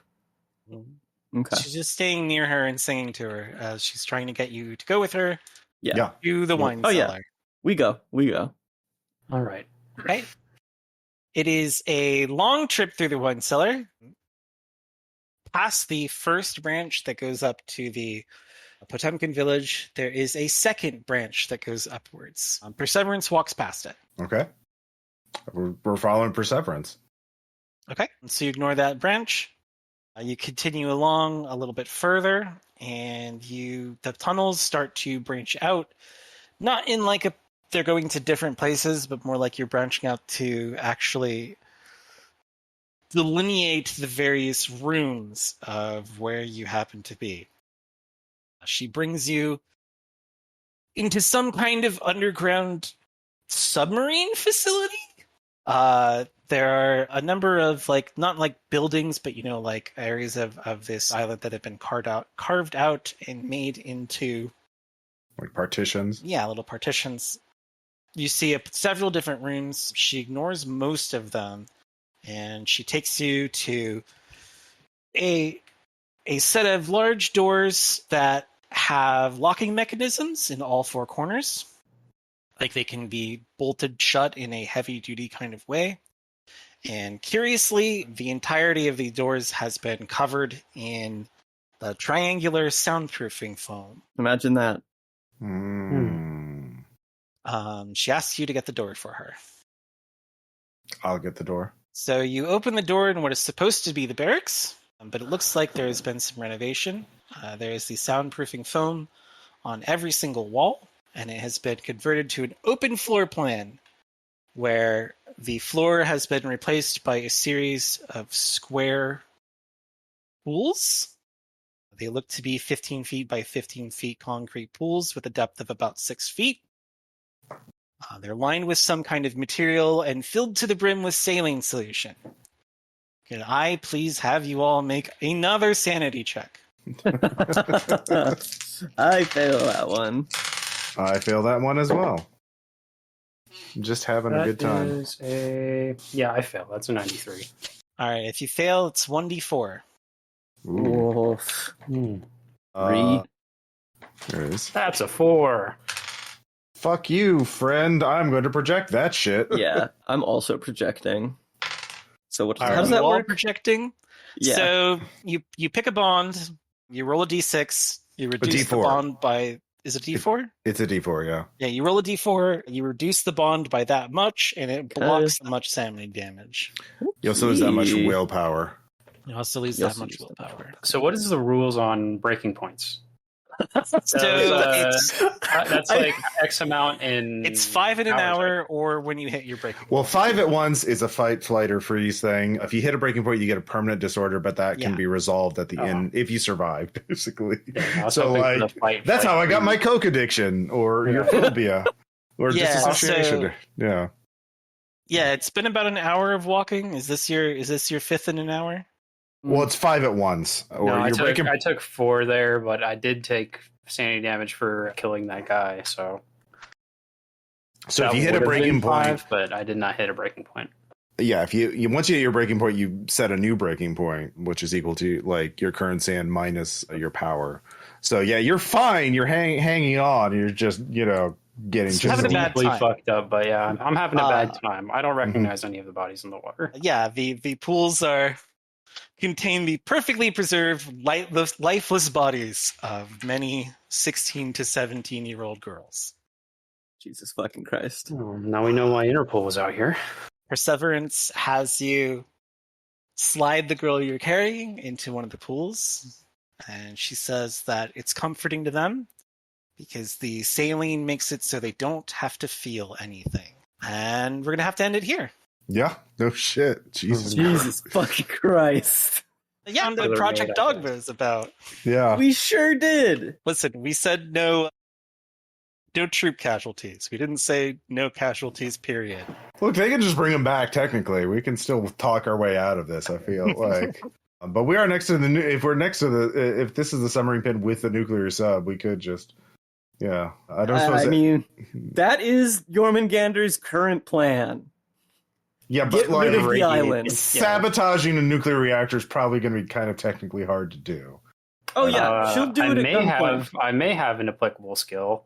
Yeah, microelectronics. Here's the other problem: you need to be capable of leaving the island. Yeah, that's the problem. Okay. Yeah, and you still have not found all of the things on your list. There's enough.